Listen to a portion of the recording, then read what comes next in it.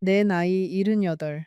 이 늙은이가 살아오면서 가장 후회되는 일이 무엇이냐고 누가 물으면 나는 한참을 망설이다가 결국 이 이야기를 꺼내고 맙니다. 43년을 함께 산 남편이 어느 날 아침 밥상 앞에서 이혼하자고 말을 꺼냈을 때 나는 그 말이 농담인 줄 알았습니다. 평생 농담 한마디 할 줄 모르던 그 사람이 처음으로 농담을 한다고 생각했어요. 그런데 그 농담이 5년을 갔습니다. 5년 동안 매일 아침, 매일 저녁 그 사람은 똑같은 말을 했어요. 여보, 우리 이제 그만하자. 나랑 헤어져 줘. 처음엔 화가 났고, 그 다음엔 울었고, 그 다음엔 무릎을 꿇고 매달렸고, 마지막에는 그냥 지쳐버렸습니다. 내가 무엇을 그렇게 잘못했길래 40년을 함께 살아온 사람이 나를 그렇게까지 내보내고 싶어 했는지 나는 정말 알 수가 없었어요. 시어머니 병수발 12년을 했습니다. 아들 둘을 낳아 길렀습니다. 그 사람 양복 다림질 한 번 빠뜨린 적 없고 명절에 그 사람 형제들 챙긴다고 내 친정은 10년 가까이 못 가본 적도 있어요. 그런데도 그 사람은 나를 떠나고 싶어 했습니다. 이유도 말해주지 않으면서 그저 미안하다, 그냥 헤어져 달라는 말만 반복했어요.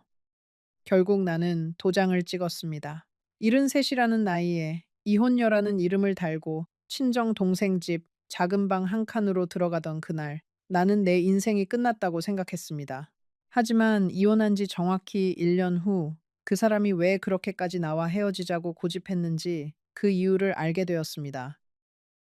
그 이유를 듣는 순간, 40년 동안 마음속에 쌓아온 애정이 단번에 무너져 내렸고, 그 자리에 말로 표현할 수 없는 배신감과 분노가 밀려왔습니다. 잠시 후 그 사람이 5년 동안 그렇게까지 나를 밀어내려 했던 진짜 이유를 말씀드리겠지만, 그 전에 여러분께 한 가지 묻고 싶습니다. 혹시 여러분 중에서도 평생을 함께한 사람에게 이유 없이 버림받은 적이 있으신가요? 댓글로 여러분의 이야기를 남겨주시면 하나하나 꼼꼼히 읽어보겠습니다. 이 이야기를 처음부터 차근차근 들려드리려면 내가 그 사람을 어떻게 만났는지부터 말씀드려야 할 것 같습니다. 내 이름은 김순자, 강원도 깊은 산골 마을에서 태어났어요. 부모님은 농사를 지으셨고 나는 사남매 중 셋째였습니다. 위로 오빠 둘, 아래로 여동생 하나. 그 시절 시골 여자아이가 그렇듯 나도 중학교를 겨우 마치고 17살에 서울로 올라왔어요. 큰오빠가 서울에서 인쇄소 일을 하고 있었거든요. 그 인쇄소 옆 골목에 작은 양복점이 하나 있었습니다. 그 양복점 주인집 아들이 바로 훗날 내 남편이 될 박정호 씨였어요. 정호 씨는 그때 22 군대를 막 다녀온 청년이었고 아버지를 도와 양복점에서 재단 일을 배우고 있었습니다. 나는 큰오빠 심부름으로 그 양복점을 자주 드나들었어요. 인쇄소 직원들 단체복을 그곳에서 맞추곤 했거든요. 그러면서 자연스럽게 정호 씨와 얼굴을 익히게 됐습니다. 정호 씨는 말수가 적은 사람이었어요. 손님이 오면 인사만 하고 묵묵히 재단대 앞에 서서 가위질만 했지요. 그런데 내가 들어가면 꼭 한마디씩은 건넸습니다. 순자 씨, 오늘은 머리를 묶었네요. 순자 씨, 그 분홍색 블라우스가 잘 어울려요. 그런 사소한 말 한마디 한마디가 시골에서 갓 올라온 17살 소녀에게는 얼마나 큰 떨림이었는지 모릅니다. 우리는 인연을 그렇게 천천히 알아갔고 내가 19이 되던 해 가을 정호 씨가 우리 큰오빠를 찾아왔습니다. 순자 씨와 결혼하고 싶습니다. 큰오빠는 한참을 생각하더니 네 마음이 그렇다면 좋다고 하셨어요. 그렇게 나는 20살에 박정호 씨의 아내가 되었습니다. 결혼식은 양복점 2층 작은 방에서 양가 식구들 20명 남짓 모여 조촐하게 치렀어요. 그래도 나는 그날이 내 인생에서 가장 행복한 날이라고 생각했습니다. 신혼살림은 시댁에서 시작했어요. 그 시절에는 다들 그랬으니까요. 시아버지, 시어머니, 시동생 둘, 그리고 우리 부부, 좁은 한옥방 2칸짜리 집에 7명이 부대끼며 살았습니다. 시어머니는 까다로운 분이었어요. 며느리에게 살가운 말씀 한 번 해주신 적 없고 새벽 5시면 어김없이 나를 깨워 아침상을 차리게 하셨지요. 그래도 나는 한 번도 불평한 적이 없습니다. 그게 며느리의 도리라고 배웠으니까요. 시집 온 첫 달, 나는 매일 밤 베개에 얼굴을 묻고 소리 없이 울었어요. 친정 어머니가 그리웠고 강원도의 그 산골 마을이 그리웠고, 무엇보다 내 자신이 누구인지 모르겠는 그 막막함이 너무도 컸습니다. 시어머니는 아침마다 부엌에서 나를 지켜보셨어요. 내가 밥솥에 쌀을 안치는 손길, 국간을 보는 표정, 시아버지 상을 차리는 순서까지 하나하나 살피셨지요. 어느 날은 내가 물을 너무 두껍게 썰었다고 도마 앞에서 1시간을 가르치셨고, 또 어느 날은 시아버지 양말을 너무 헐겁게 개었다고 다시 개라고 하셨어요. 시동생 둘은 또 어땠는지 아세요? 큰 시동생은 그때 20살, 작은 시동생은 17살이었습니다. 둘 다 한창 먹성 좋은 나이라 밥상을 차려놓으면 개 눈 감추듯 비워버렸어요. 나는 늘 마지막에 앉아 식은 반찬에 밥을 비벼 먹곤 했지요. 정호 씨는 그런 나를 안쓰러워했어요. 밤이면 내 손을 잡고 말했습니다. 순자야, 미안하다. 내가 조금만 더 자리 잡으면 우리 둘이서 살 집 마련하자. 그때까지만 참아줘. 그 말 한마디면 충분했어요. 그 사람의 따뜻한 손 하나면. 나는 다음 날도 새벽 5시에 일어날 수 있었습니다. 정호 씨는 양복점에서 정말 열심히 일했어요. 새벽 6시에 가게 문을 열고 밤 11시가 넘어서야 2층 살림집으로 올라왔습니다. 손에는 늘 실밥이 묻어 있었고 어깨에는 양복천에서 떨어진 먼지가 가득했어요. 나는 그 사람이 올라오면 따뜻한 물을 받아 발을 씻겨드리곤 했습니다. 정호 씨의 발은 늘 차가웠어요. 하루 종일 가게에서 서 있느라 발등이 부어 있는 날도 많았지요. 그 사람은 늘 미안해 했어요. 순자야, 너는 어떻게 그렇게 매일 내 발을 씻겨주냐? 너도 하루 종일 힘들었을 텐데. 나는 웃으며 대답하곤 했습니다. 당신 발이 차가운 게 더 안쓰러워요. 내 손은 따뜻하니까요. 그 사람은 그 말을 들을 때마다 눈가가 살짝 붉어졌어요. 정호 씨는 그런 사람이었어요. 큰 감정 표현은 못하지만 사소한 말 한마디에도 마음이 흔들리는 사람. 결혼한 지 2년 만에 첫째 아들 박재현이 태어났어요. 시어머니는 손자가 태어나자 비로소 나를 며느리로 인정하셨습니다. 순자야, 미역국 한 그릇 더 먹어라. 그 한마디에 나는 산후조리하던 방에서 혼자 눈물을 흘렸어요. 4년 만에 처음 들은 따뜻한 말이었거든요. 그 후로 3년 뒤 둘째 아들 박재민이 태어났고 우리 가족은 5명이 되었습니다. 시동생들이 차례로 결혼해서 분가하고 시아버지는 둘째 아들 재민이 태어나던 해 봄에 돌아가셨어요. 세월은 빠르게 흘렀습니다. 정호 씨는 아버지가 돌아가신 뒤 양복점을 물려받았고 차근차근 가게를 키워나갔어요. 우리는 결혼 15년 만에 양복점 근처에 작은 2층 집을 마련했습니다. 1층은 양복점, 2층은 우리 가족이 사는 살림집, 시어머니도 함께 모시고 살았지요. 그 집에서 우리 아들 둘은 무럭무럭 자랐고 정호 씨는 동네에서 박 사장님이라고 불리는 어엿한 가장이 되었습니다. 그 시절에 나는 정말 행복했어요. 아침이면 정호 씨 와이셔츠를 다리고 아들들 도시락을 싸고 시어머니 약을 챙겨드렸습니다. 노년, 그게 내 인생의 전부였고 나는 그 전부가 좋았습니다. 욕심도 없었어요. 그저 우리 가족이 이렇게 큰 탈 없이 살아갈 수만 있다면 그것 말고는 바랄 게 없었거든요. 시어머니는 70이 되시던 해에 중풍으로 쓰러지셨어요. 그때부터 12년 동안 나는 시어머니의 손과 발이 되어 살았습니다. 매일 아침 그분 몸을 닦아드리고 죽을 끓여 한 숟가락 한 숟가락 떠먹여드리고 밤이면 욕창이 생기지 않도록 2시간마다 자세를 바꿔드렸어요. 정호 씨는 그런 나를 보며 늘 미안해했습니다. 순자야, 너 정말 고생이 많다. 내가 어머니 모시는데 너한테 너무 짐을 지운다. 나는 그때마다 웃으며 말했어요. 당신 어머니가 내 어머니지. 내가 안 모시면 누가 모셔? 시어머니를 모시던 그 12년은 지금 돌이켜보면 내 인생에서 가장 길었던 시간이었습니다. 새벽 4시면 일어나 시어머니 약을 챙겨드리고 그분이 깨어나시면 죽을 끓여 떠먹여드렸어요. 처음에는 시어머니가 음식을 잘 받아드셨지만 시간이 지나면서 입으로 음식을 넘기시는 것조차 힘들어 하셨어요. 죽 한 그릇을 다 드시는데 1시간이 넘게 걸리는 날도 있었습니다. 그래도 나는 한 번도 짜증을 낸 적이 없어요. 시어머니의 떨리는 입가에서 죽이 흘러내리면 수건으로 천천히 닦아드리고 다시 한 숟가락을 떠넣어 드렸지요. 그분이 사례라도 들리시면 등을 가만히 두드려드리며 어머니, 천천히 드세요. 천천히요. 하고 속삭였습니다. 시어머니는 점차 말씀을 잃어가셨어요. 처음에는 그래도 한두 마디 짧은 말씀이라도 하셨는데 5년이 지나자 응, 아니 같은 짧은 대답조차 어려워하셨습니다. 나는 그분의 눈빛만 보고도 무엇이 필요한지 알아채는 사람이 되어갔어요. 눈을 깜빡이시면 물을 달라는 뜻이었고 천천히 손가락을 움직이시면 자세를 바꿔달라는 뜻이었어요. 그분과 나 사이에는 우리 둘만 아는 언어가 생긴 셈이었지요. 동네 사람들은 가끔 우리 집에 들렀다가 시어머니의 상태를 보고는 깜짝 놀라곤 했어요. 순자 씨, 어떻게 이렇게 깨끗하게 모실 수가 있어요? 욕창 하나 없네요. 그런 말을 들으면 나는 그저 웃기만 했습니다. 그게 며느리의 도리니까요. 그런데 정직하게 말씀드릴게요. 그 12년 동안 나도 사람이었어요. 가끔은 정말로 도망치고 싶었습니다. 친정 어머니가 돌아가셨을 때 나는 친정에 일주일도 못 갔어요. 시어머니를 두고 갈 수 없었으니까요. 친정 어머니 49제 때도 겨우 하루만 다녀왔습니다. 친정 동생이 그때 말했어요.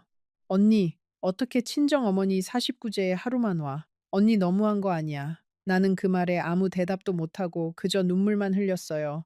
친정 동생의 그 말이 평생 가슴에 박혀 있었습니다. 밤마다 2시간씩 일어나 시어머니 자세를 바꿔드리던 그 시절, 나는 거의 잠을 자지 못했어요. 정호 씨는 양복점 일에 지쳐 깊이 잠들어 있었고, 아들들도 자기 방에서 추차 떨어져 있었지요. 새벽 2시, 새벽 4시, 새벽 6시. 나는 어두운 안방에서 혼자 시어머니 옆에 앉아 그분의 마른 손을 잡고 있곤 했습니다. 가끔은 그분이 잠결에 내 손을 꼭 쥐어 오시기도 했어요. 말 한마디 못 하시는 분이었지만 그 손의 떨림에서 나는 그분의 고마움을 느꼈습니다. 그러다가도 가끔은 너무 지쳐서 시어머니 옆에서 깜빡 잠이 들 때가 있었어요. 그러면 새벽이 다 되어서야 깨어나 깜짝 놀라곤 했지요. 어머니, 죄송해요. 제가 잠깐 졸았네요. 그분은 그저 흐릿한 눈으로 나를 바라보실 뿐이었어요. 그렇게 12년이 흐른 뒤 시어머니는 82에 조용히 눈을 감으셨습니다. 임종 직전에 그분은 내 손을 꼭 잡고 떨리는 목소리로 말씀하셨어요. 순자야, 내가 너한테 못해준 게 너무 많다. 정호한테 잘 부탁한다. 정호는 너 없으면 못 산다. 나는 그 말씀을 평생 가슴에 새겼습니다. 미전도. 시어머니 장례를 치르고 나서 나는 처음으로 며칠 동안 푹 쉴 수 있었어요. 정호 씨는 그런 나를 데리고 처음으로 부부 둘이서만 여행을 갔습니다. 강원도 동해바다였어요. 결혼하고 42년 만에 처음 가본 여행이었습니다. 그 동해 바다에서의 사흘은 지금도 내 가슴에 가장 따뜻한 기억으로 남아 있어요. 정호 씨와 나는 작은 민박집에서 묵었습니다. 바다가 바로 창문 앞에 있는 그런 집이었어요. 첫날 저녁, 우리는 바닷가를 따라 천천히 걸었습니다. 정호 씨는 42년 만에 처음으로 내 손을 잡고 걸었어요. 평소에는 부끄러워서 길거리에서 손도 못 잡던 사람이었거든요. 그 사람의 손은 거칠었지만 따뜻했습니다. 나는 그날 바다를 바라보며 정호 씨에게 말했어요. 여보, 우리도 이제 정말 둘만의 시간을 가져보네요. 정호 씨는 한참을 침묵하더니 작은 목소리로 대답했습니다. 순자야, 미안하다. 진작 이렇게 데려와 줬어야 했는데. 나는 웃으며 말했어요. 미안할 것 없어요. 늦었지만 지금이라도 와서 다행이에요. 둘째 날, 우리는 동해의 작은 항구에서 회를 떠먹었어요. 정호 씨는 평생 회를 별로 좋아하지 않던 사람이었지만 그날은 내가 좋아한다며 일부러 회집에 들어갔습니다. 순자야, 너 좋아하는 거 먹어라. 오늘은 내가 사주마. 그 사람은 직접 회를 한 점씩 집어서 내 앞접시에 놓아주었어요. 42년을 같이 살면서 처음 받아본 그런 다정함이었습니다. 나는 그날 회보다도 그 사람의 손길에 더 배가 불렀어요. 그날 밤 민박집 창문을 열어두고 우리는 파도 소리를 들으며 누웠습니다.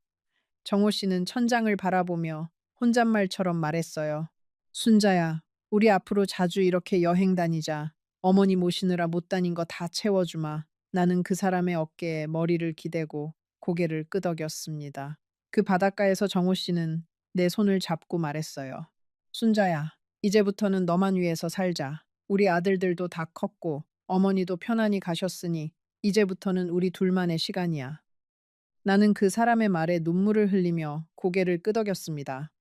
42년을 기다린 약속이었어요.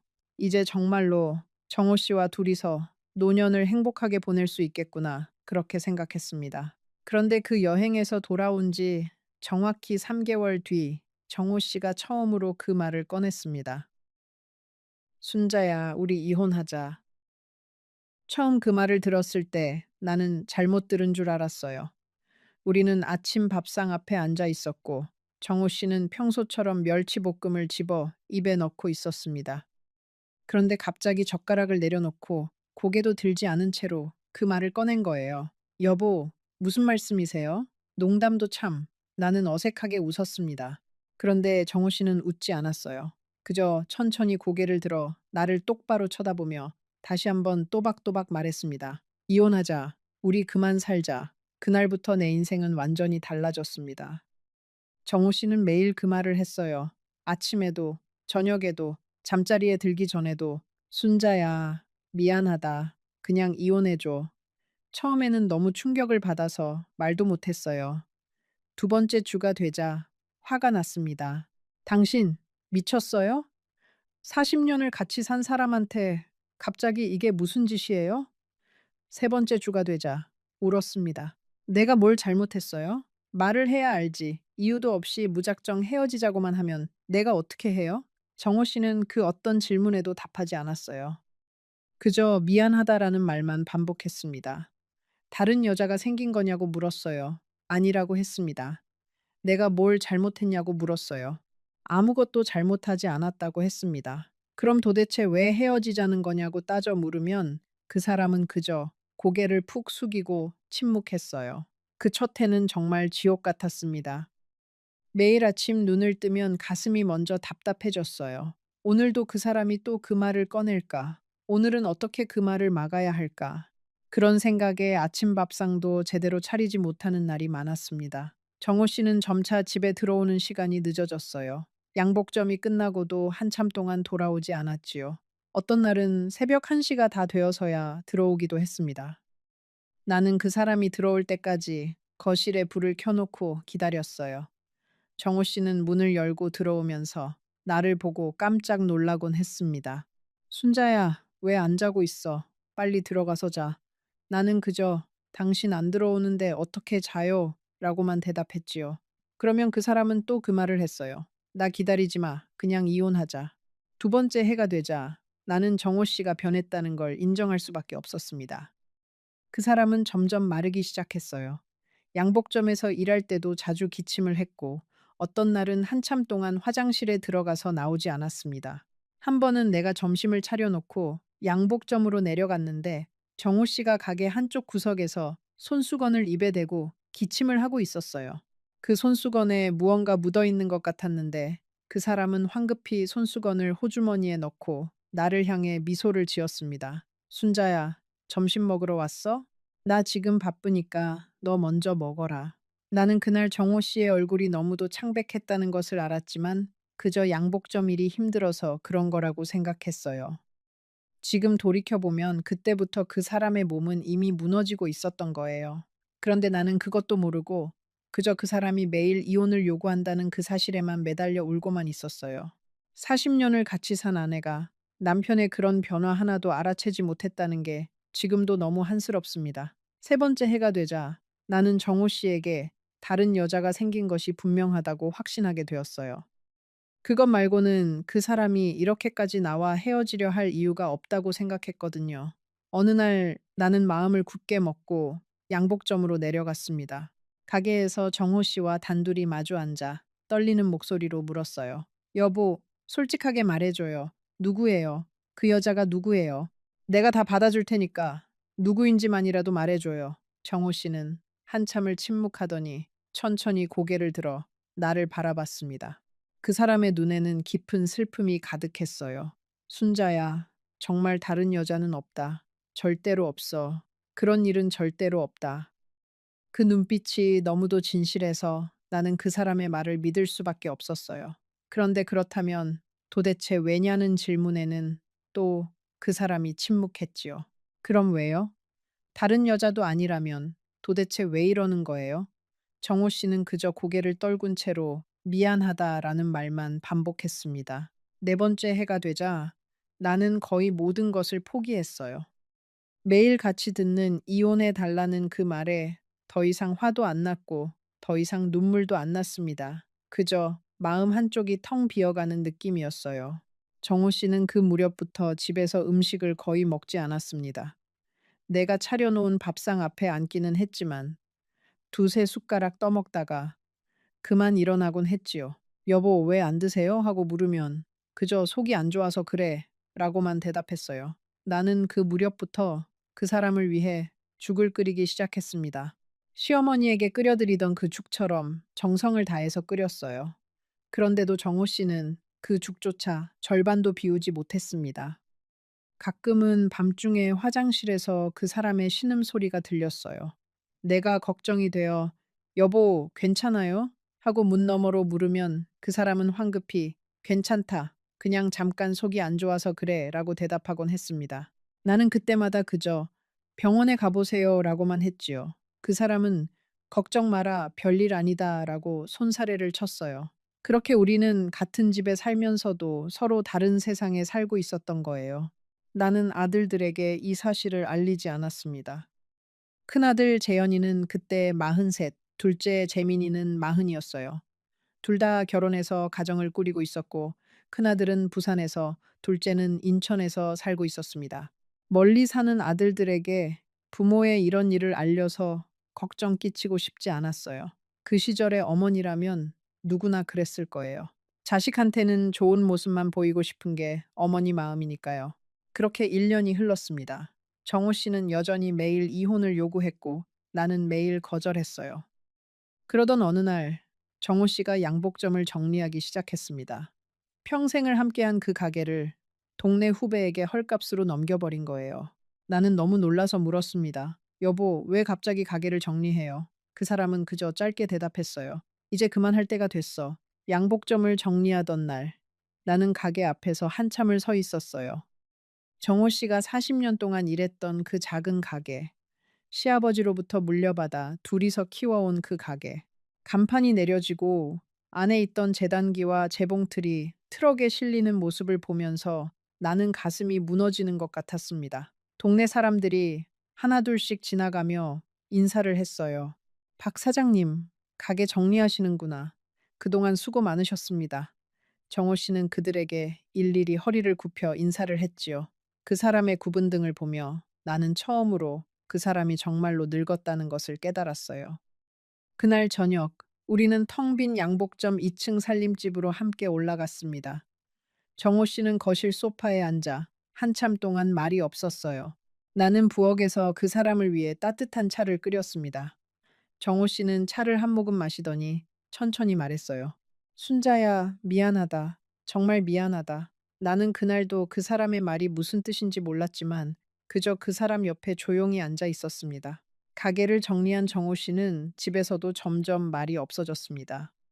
식사도 거의 하지 않고 밤늦게까지 거실에서 혼자 텔레비전을 켜놓은 채 멍하니 앉아 있곤 했어요. 가끔 한밤중에 일어나 보면 그 사람이 어둠 속에서 혼자 울고 있는 것 같은 모습을 본 적도 있습니다. 나는 다가가지 못했어요. 다가가도 그 사람이 나를 밀어낼 것 같았거든요. 그 무렵 나는 동네 친구들에게 우리 일을 살짝 털어놓기 시작했어요. 옆집 박씨 아주머니, 시장에서 만난 김씨 할머니, 교회 권사님. 그분들은 다들 비슷한 말씀을 하셨어요. 순자 씨, 그 양반 분명히 바람이 났어. 안 그러면 그렇게까지 이혼하자고 할 이유가 없지. 순자 씨, 차라리 이혼해줘. 그렇게 매달려도 안 되는 사람은 안 돼.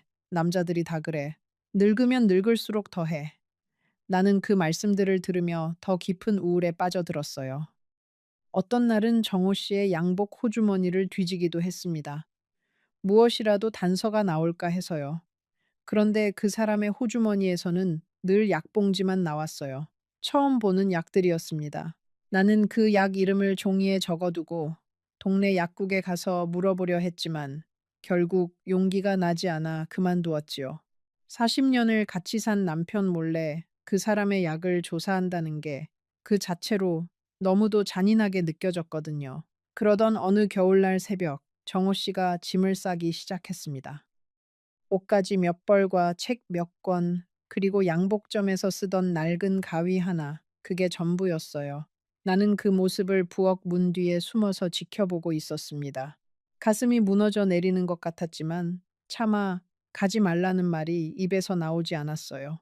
그 사람의 등이 너무도 굳어 있었거든요. 순자야, 짐을 다 싼 정호 씨가 나를 불렀습니다. 나 이제 나간다. 도장 찍어줘. 부탁이다. 나는 그 자리에 주저앉아 울었습니다. 여보, 제발 이유라도 말해줘요. 내가 뭘 잘못했는지 그것만 알려줘요. 그럼 도장 찍어드릴게요. 정호 씨는 오랫동안 나를 내려다보았어요. 그러더니 천천히 말했습니다. 이유는 나중에 알게 될 거다. 지금은 말 못한다. 미안하다. 그렇게 그 사람은 집을 나갔습니다. 그 후로도 2년 동안 정호 씨는 한 달에 한 번씩 집에 들렀어요. 와서는 묵묵히 거실에 앉아 있다가 또 이혼해 달라는 말만 남기고 떠나곤 했습니다. 동네 사람들 사이에서 이상한 소문이 돌기 시작했어요. 박 사장이 바람이 났대. 아니야, 도박에 빠졌다더라. 아니, 다른 여자한테 빠져서 정신을 못 차린다더라. 그런 말들이 내 귀에까지 들어왔습니다. 그래도 나는 도장을 찍어주지 않았어요. 도장만 찍으면 정말로 끝이라는 걸 알았으니까요. 40년을 함께한 그 사람을 이렇게 이유도 모른 채로 보낼 수는 없었습니다. 그러던 어느 봄날, 큰아들 재현이가 부산에서 올라왔어요. 어떻게 알았는지 모르겠지만 부모의 일을 알게 된 거예요. 재현이는 내 앞에 앉아 한참을 침묵하더니 조심스럽게 입을 열었습니다. 어머니, 아버지가 원하시는 대로 해드리시는 게 어떨까요? 나는 큰아들의 그 말에 깜짝 놀랐어요. 재현아, 너 무슨 말을 그렇게 하니? 어머니가 너희 아버지한테 40년을 어떻게 살았는지 너도 알잖아. 재현이는 고개를 푹 숙였습니다. 어머니, 죄송해요. 아버지가 저한테 따로 부탁하셨어요. 어머니께 도장을 받아달라고요. 그게 아버지의 마지막 부탁이라고 하셨어요. 마지막 부탁? 그 단어가 내 가슴을 찔렀어요. 마지막이라니 그게 무슨 말이냐고 물었습니다. 재현이는 그저 저도 잘 모르겠어요. 라고만 대답했어요. 그날 밤 나는 한숨도 자지 못했습니다. 마지막이라는 그 단어가 머릿속을 떠나지 않았어요. 정호 씨에게 무슨 일이 생긴 것일까? 아니면 정말로 다른 여자가 생긴 것일까? 아니면 그 사람이 변한 것일까? 다음날 아침 나는 재현이에게 말했어요.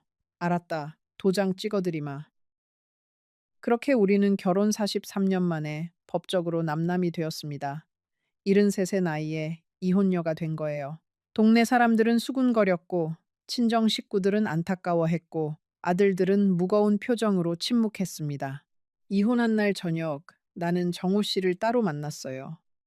그 사람은 동네 작은 다방에서 나를 기다리고 있었습니다. 1년 사이에 그 사람은 너무도 마르고 늙어 있었어요. 40년을 같이 산 사람이 맞나 싶을 정도로요.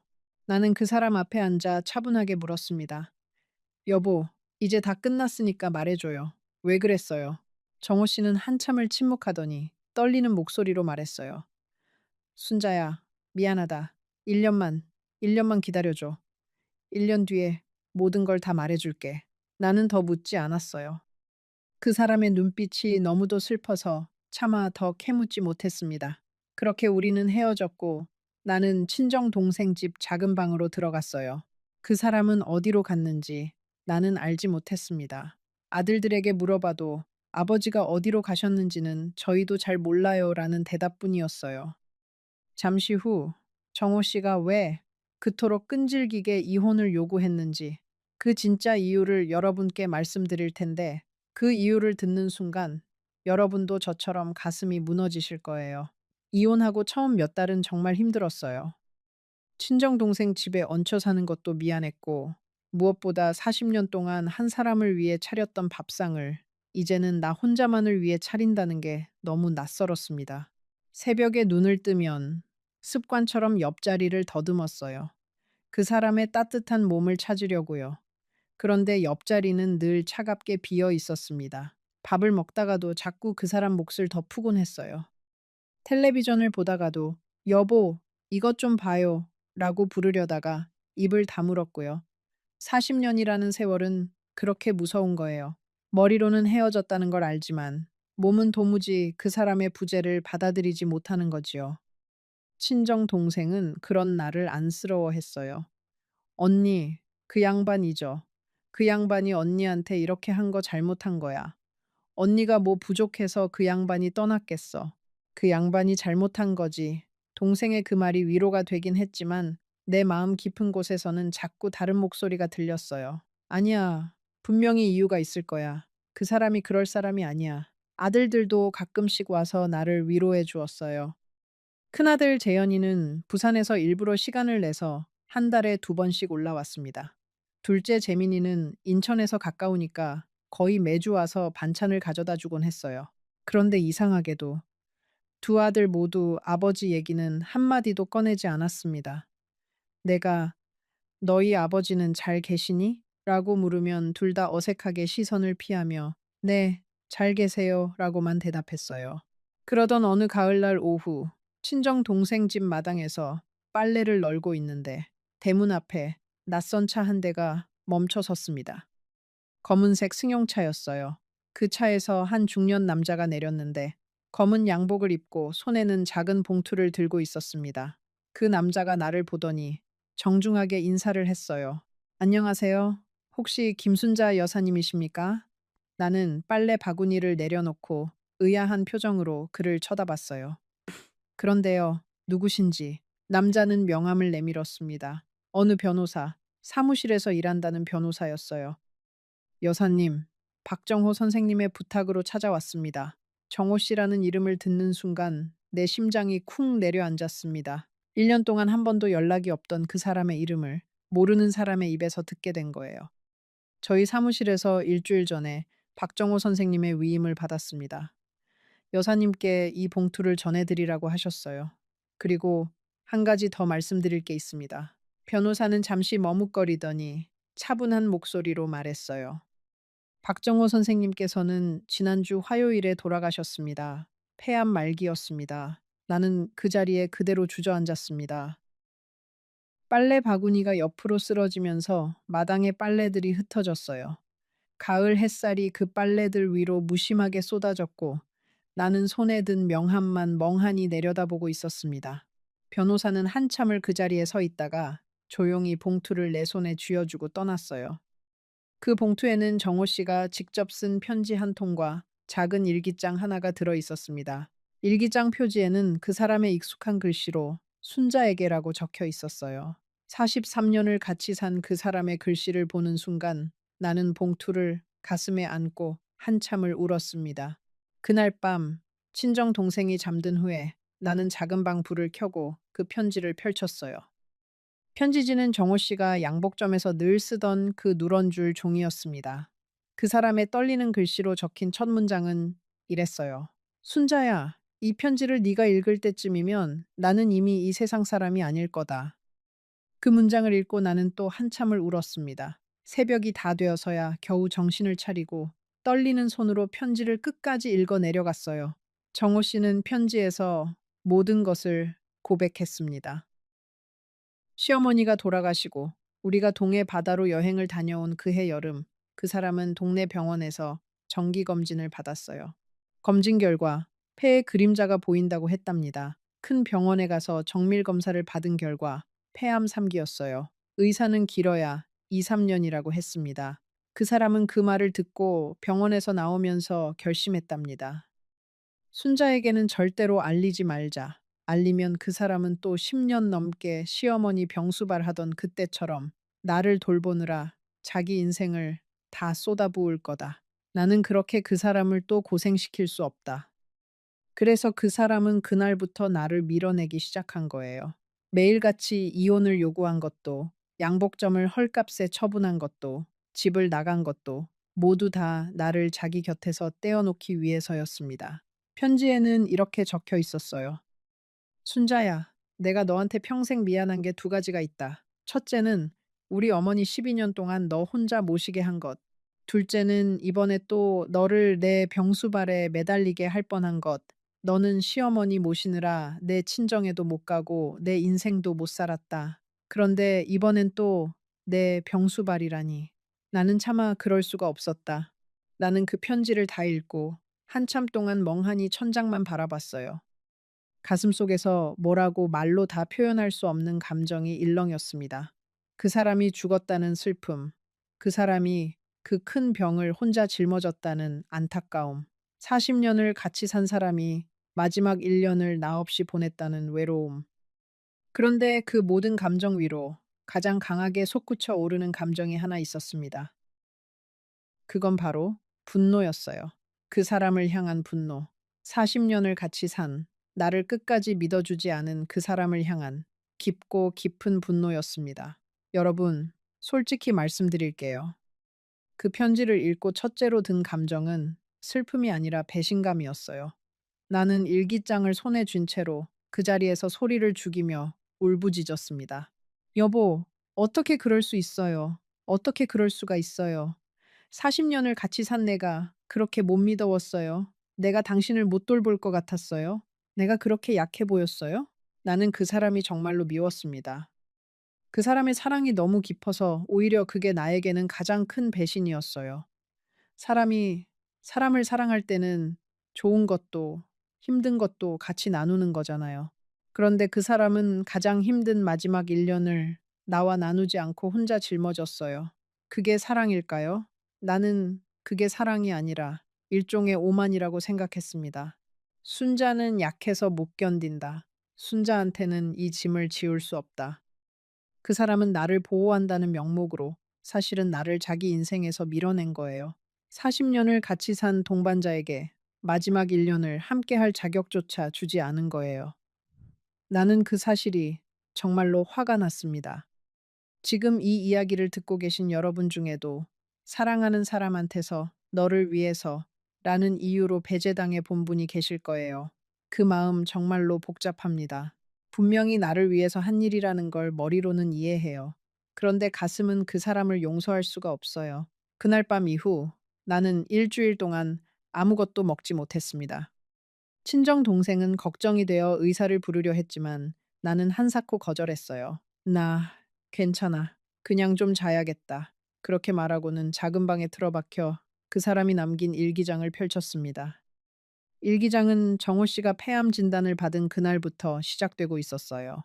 첫 페이지에는 짧게 이렇게 적혀 있었습니다. 오늘 의사한테 들었다. 길어야 2, 3년이라고. 순자에게 어떻게 말해야 하나. 차마 입이 떨어지지 않는다. 그 다음 페이지에는 그 사람이 어떻게 나를 밀어낼 계획을 세웠는지 적혀 있었어요.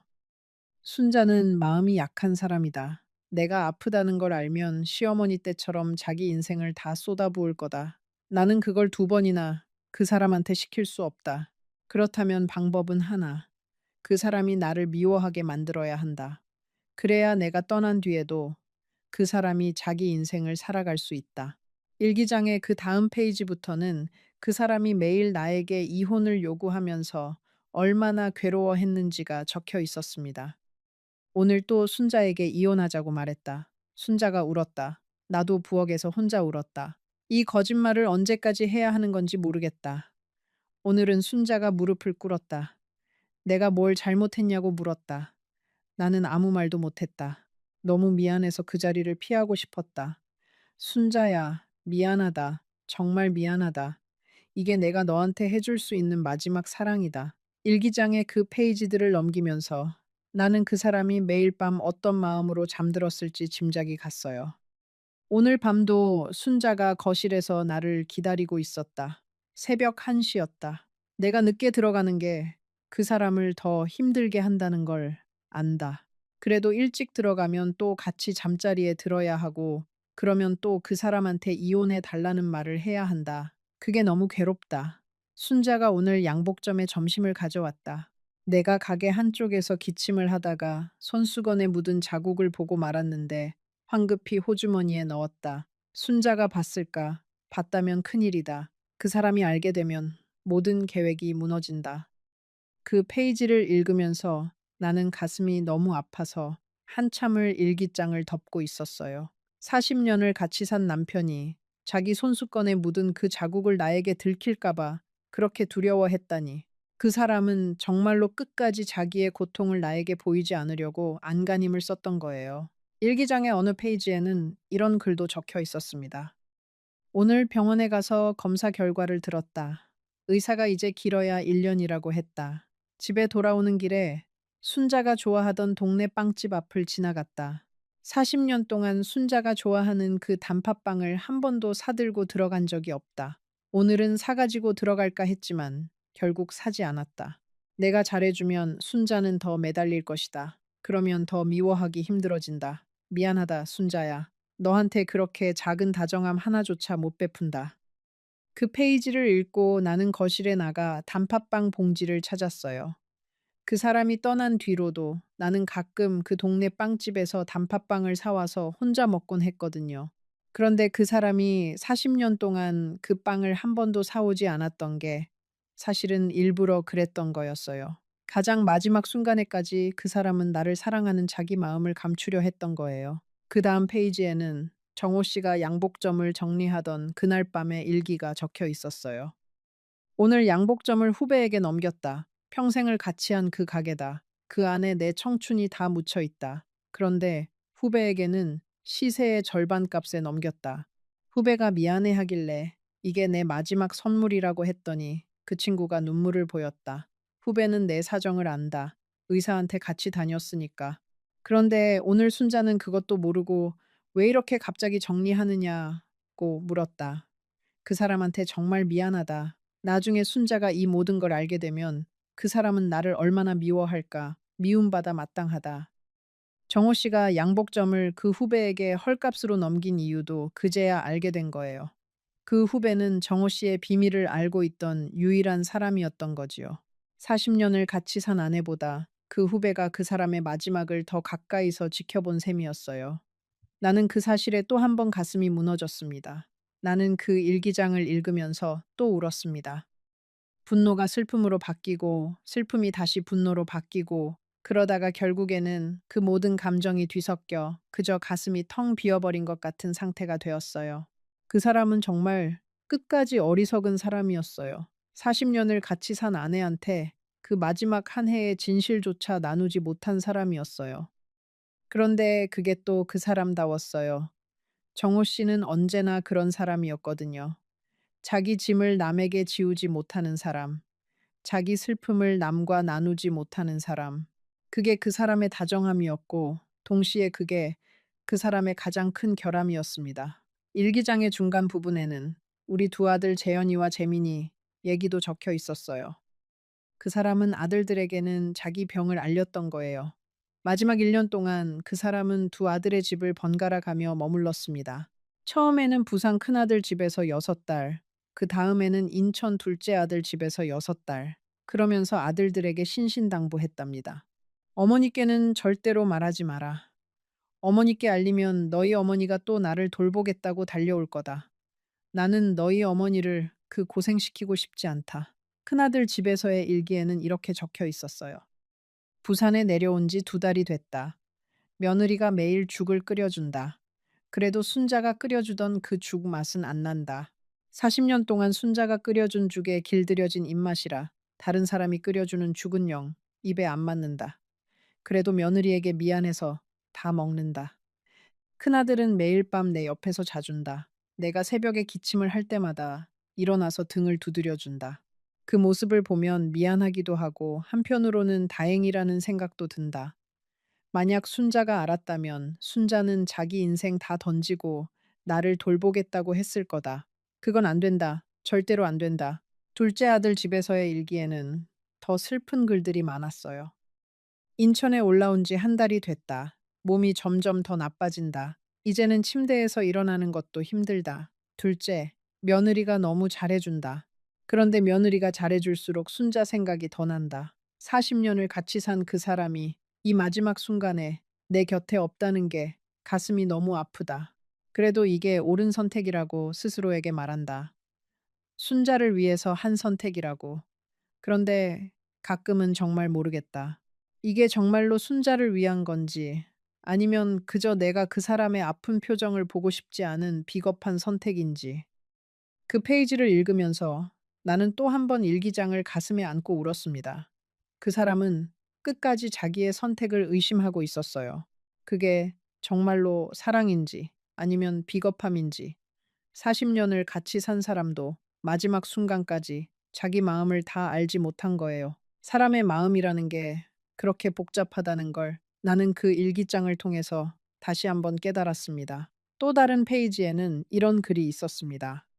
오늘 둘째, 며느리가 미역국을 끓여줬다. 내 생일이라고 잊고 있었다. 40년 동안 매년 내 생일이면 순자가 미역국을 끓여줬는데 올해는 처음으로 다른 사람이 끓여준 미역국을 먹었다. 며느리가 정성껏 끓인 게 맛있긴 한데 자꾸 눈물이 나서 혼났다. 며느리가 아버님, 왜 그러세요? 하고 묻길래 너무 맛있어서 라고 둘러댔다. 사실은 너무 그리워서였다. 순자가 끓여주던 그 미역국이. 그 일기를 읽고 나는 그 사람의 마지막 생일이 떠올랐어요. 정호 씨의 생일은 5월 12일이었습니다. 그날 나는 친정 동생 집에서 그 사람 생각에 하루 종일 울었었어요. 40년 동안 매년 미역국을 끓여주던 그 사람의 생일에 처음으로 미역국을 끓이지 못한 그날. 그런데 그날 그 사람도 둘째 며느리가 끓여준 미역국을 먹으며 나를 그리워하고 있었던 거예요. 같은 하늘 아래에서 우리 둘은 서로를 그리워하면서도 만나지 못했던 거지요. 마지막 1년 동안의 일기에는 정호 씨의 글씨가 점점 흐릿해져 갔어요. 처음에는 또박또박 정성스럽게 쓰던 글씨가 뒤로 갈수록 떨리고 비뚤어져 갔습니다. 어떤 페이지는 글자가 거의 알아볼 수 없을 정도였어요. 그래도 그 사람은 매일 빠짐없이 일기를 썼더라고요. 오늘 새벽에 한번 깼다. 또 순자 꿈을 꿨다. 순자가 부엌에서 김치찌개를 끓이는 꿈이었다.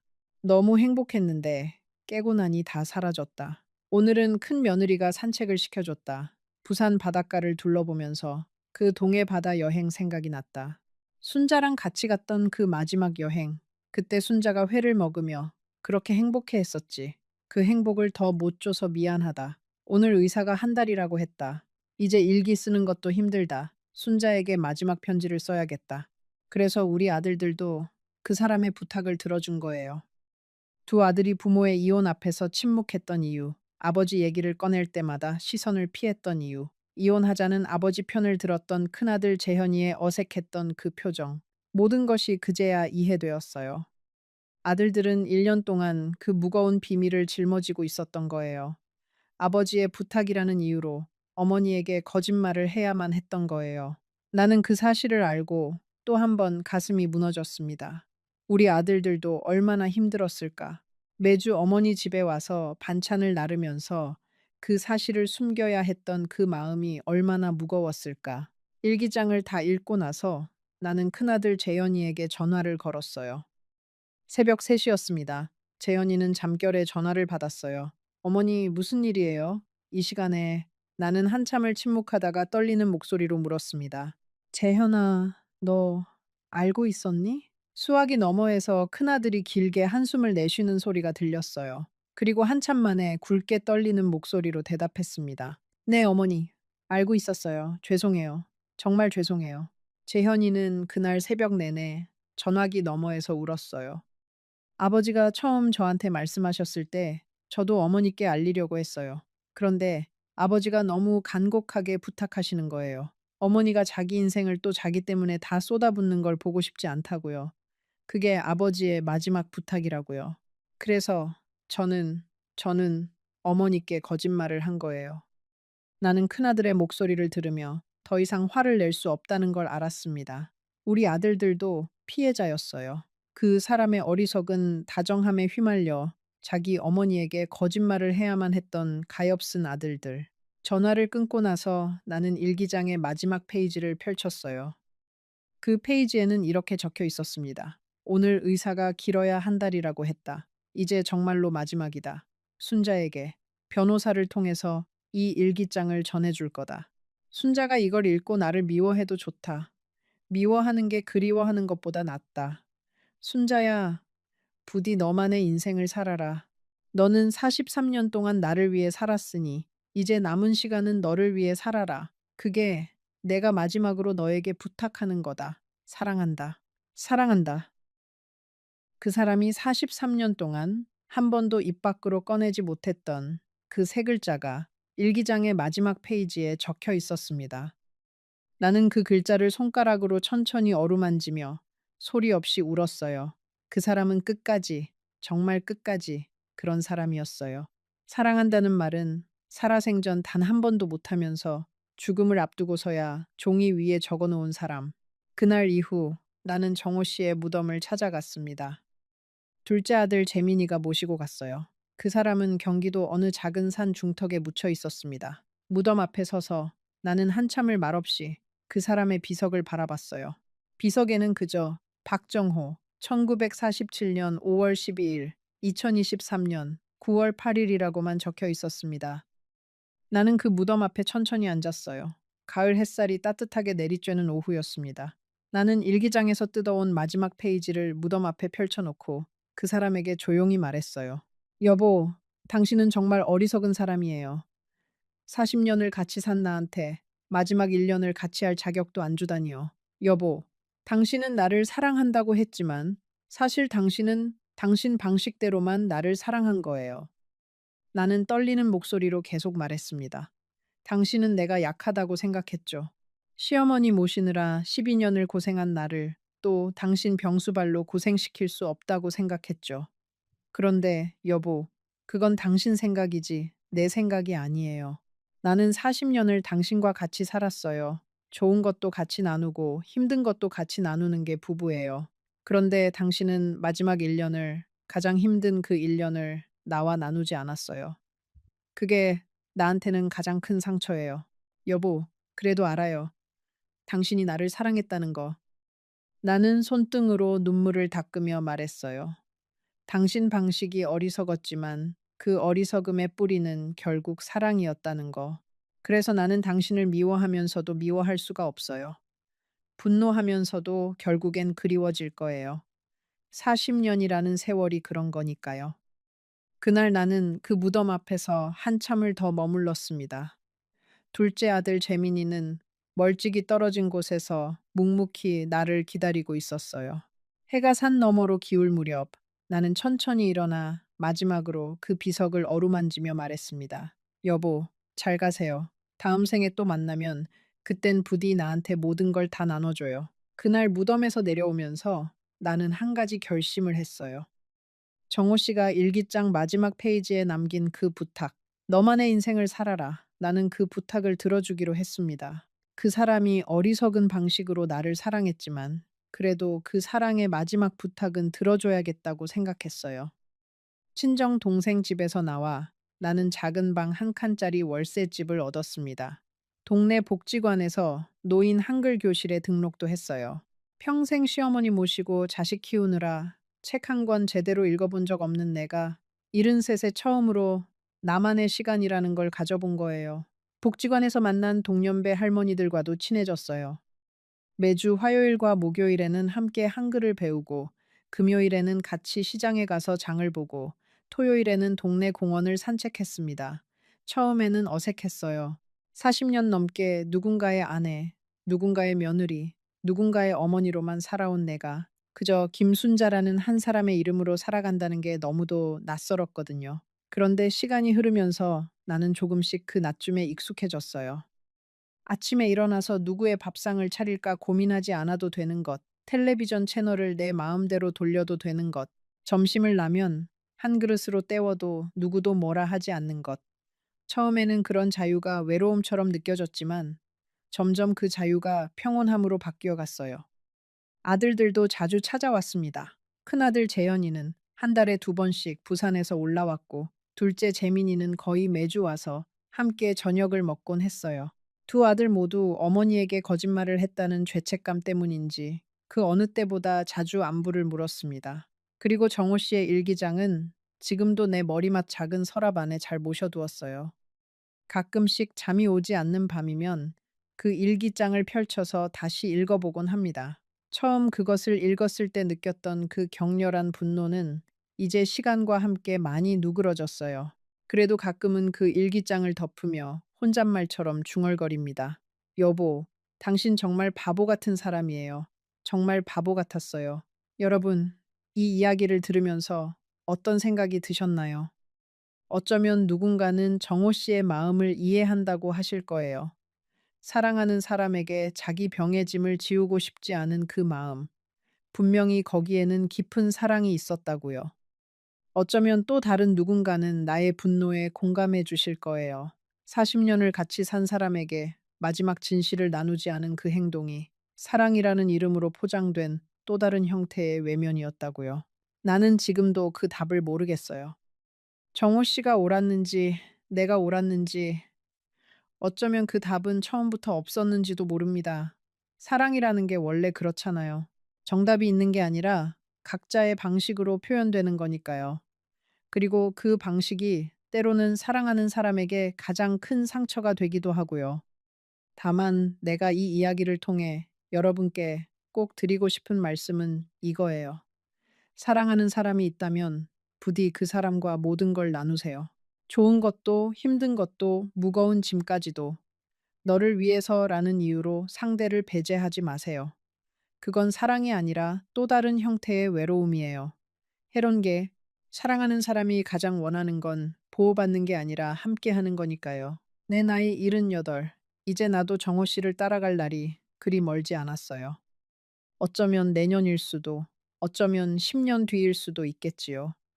다만 나는 그날까지 그 사람의 마지막 부탁대로 나만의 인생을 살아보려고 합니다. 그리고 내가 정호 씨를 다시 만나는 날이 오면 그때는 꼭 그 사람의 손을 잡고 물어보고 싶어요. 여보, 그때 당신은 정말 행복했어요? 나를 밀어내고 혼자 그 마지막을 보낸 그 시간이 정말로 당신이 원했던 사랑이었어요? 이 이야기를 끝까지 들어주신 여러분께 진심으로 감사드립니다. 만약 이 이야기가 여러분의 마음 어딘가에 작은 울림을 남겼다면 지금 화면에 보이는 다음 이야기를 꼭 보러 가세요. 이 이야기보다 훨씬 더 가슴을 파고드는 또 다른 사연이 여러분을 기다리고 있으니까요. 이 늙은이의 부탁이에요. 사랑하는 친구 여러분, 저는 순자 할머니입니다. 오늘은 지금까지 아무에게도 말하지 않았던 이야기를 들려드리려고 합니다. 저는 65세에 재혼했습니다. 첫 남편을 잃은 후 12년 동안 홀로 지내다가 어느 가을날 결심을 하게 되었습니다. 그날 이웃들은 모두 저를 부러워했습니다. 품위 있게 나이 들어온 과부가 연로한 신사분을 만나 제 삶이 다시 꽃피게 되었다고 말했죠. 하지만 지금 결혼한 지 정확히 6개월이 지난 지금 저는 매일 밤 베개를 적실 만큼 울고 있습니다. 처음 그 사람을 만났을 때는 정말 천사가 내려온 줄 알았습니다. 점잖은 말투, 깔끔한 옷차림, 그리고 무엇보다 제 손을 잡아주던 그 따뜻한 눈빛. 이른이 넘은 나이에 그런 시선을 받는다는 게 얼마나 떨리는 일인지 젊은 사람들은 모를 거예요. 저는 그때 다시 17살이 된 기분이었어요. 우리 큰딸도 처음에는 좋아했답니다. 엄마가 외롭게 늙는 모습이 가슴 아팠다고, 잘 됐다고, 손을 잡아주더군요. 그런데 말이에요. 사람의 진짜 얼굴은 결혼식이 끝난 그 다음날 아침에 보인다는 옛말이 괜히 있는 게 아니더라고요. 신혼여행에서 돌아온 첫날, 그 사람은 제 통장을 꺼내달라고 했습니다. 아주 부드러운 말투로 마치 당연한 일을 부탁하듯이 말이지요.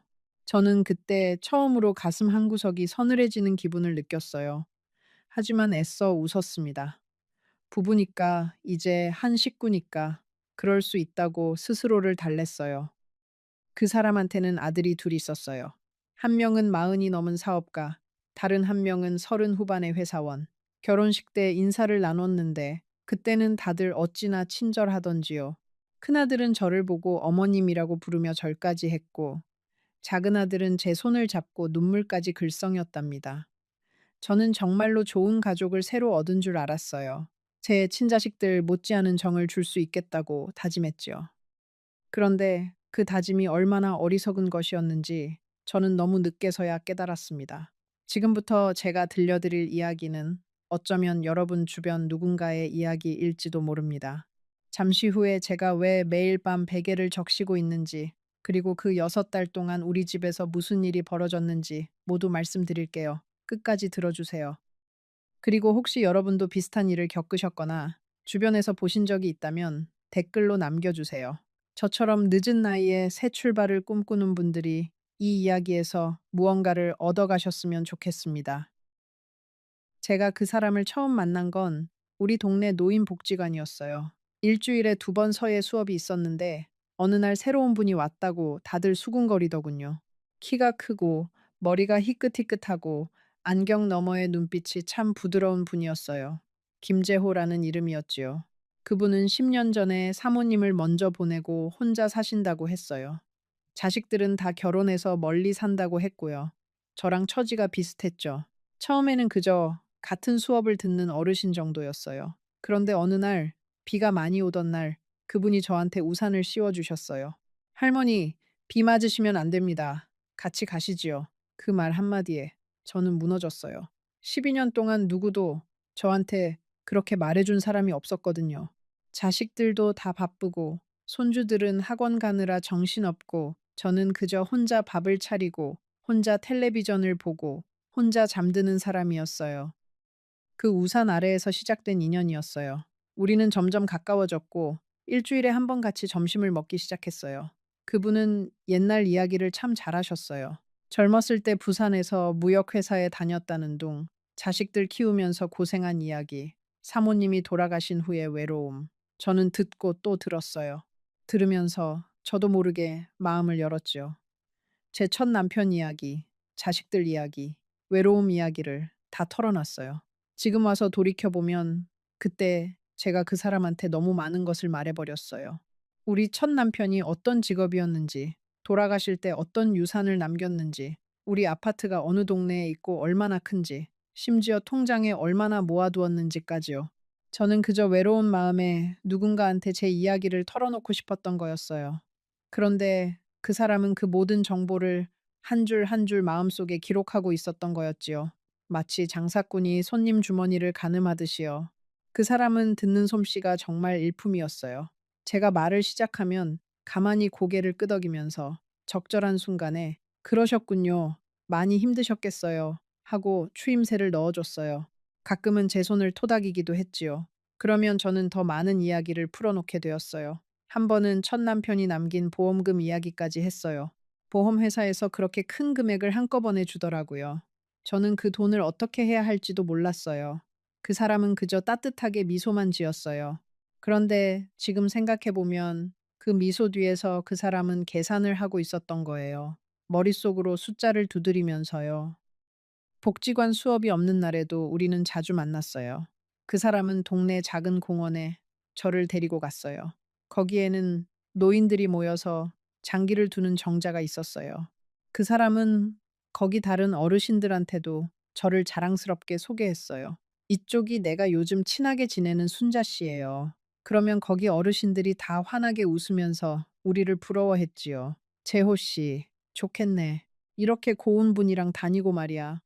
저는 그때 얼굴이 빨개졌어요. 이른이 다 된 나이에 누가 그렇게 봐준다는 게 부끄러우면서도 좋았거든요. 한 번은 우리 동네 큰 시장에 같이 갔어요. 그 사람이 제 손을 잡고 시장 골목을 누비고 다니면서 이것저것 사줬어요. 호떡 하나, 따뜻한 두부 한 모, 그리고 제가 좋아하는 살구. 사실 첫 남편이 살아있을 때도 그렇게 살뜰하게 챙겨준 적이 없었어요. 첫 남편은 무뚝뚝한 사람이었거든요. 사랑은 깊었지만 표현이 서툰 사람이었어요. 그런데 이 세 사람은 너무 다정해서 제가 평생 받지 못한 사랑을 한 번에 다 쏟아붓는 것 같았어요. 그래서 저는 더 빠지게 된 거였지요. 그 무렵에 저는 동네 친구 박 여사한테 이 이야기를 슬쩍 꺼냈어요. 박 여사는 저랑 비슷한 시기에 남편을 보낸 친구였어요. 그런데 박 여사가 한 번 보고는 그러더라고요. 순자야, 그 양반 너무 매끄럽지 않니? 우리 같은 늙은이들 마음을 너무 잘 알아. 이상하지 않아?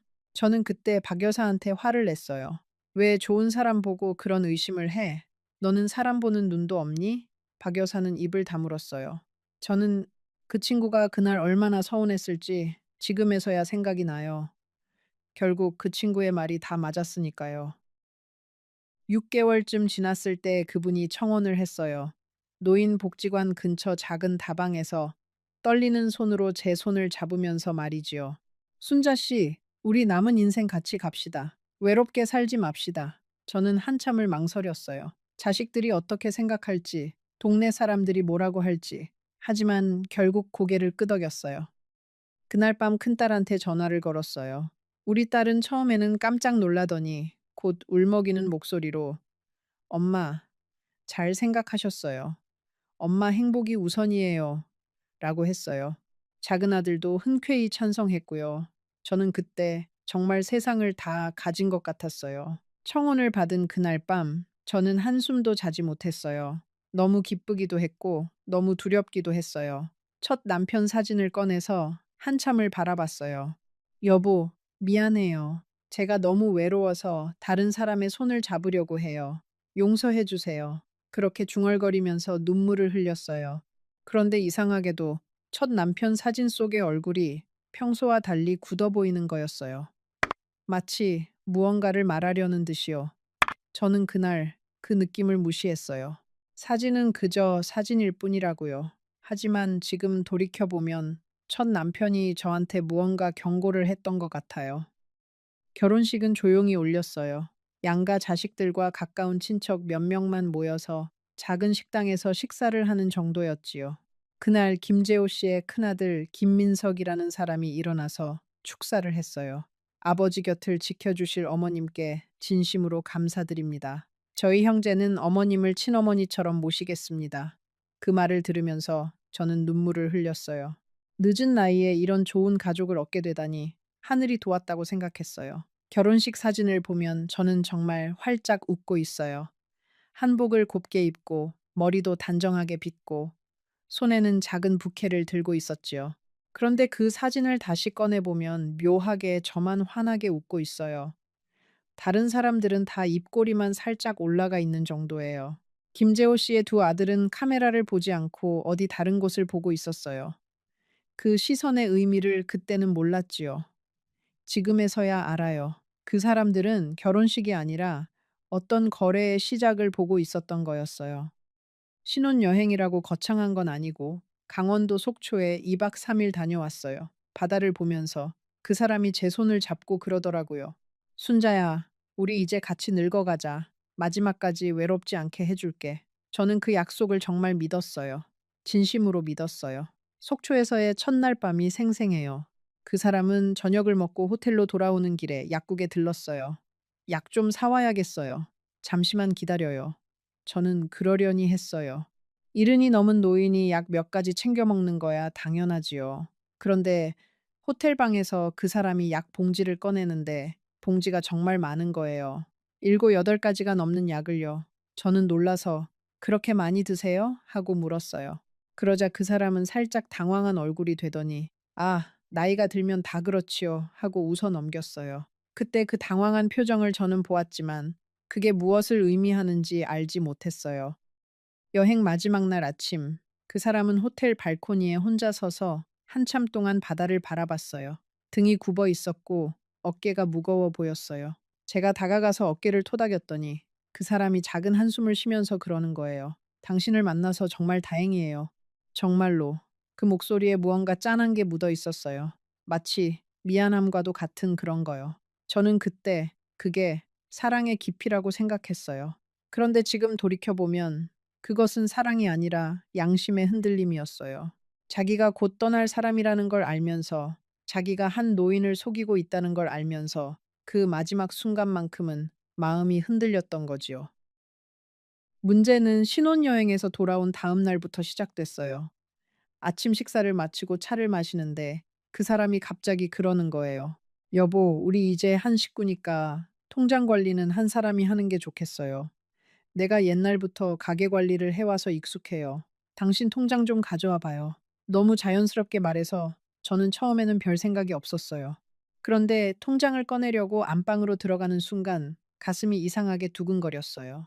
제 통장에는 첫 남편이 남겨준 유산과 제가 평생 모은 돈, 그리고 큰아들이 결혼할 때 받지 못한 몫까지 합쳐서 꽤 큰 금액이 들어 있었어요.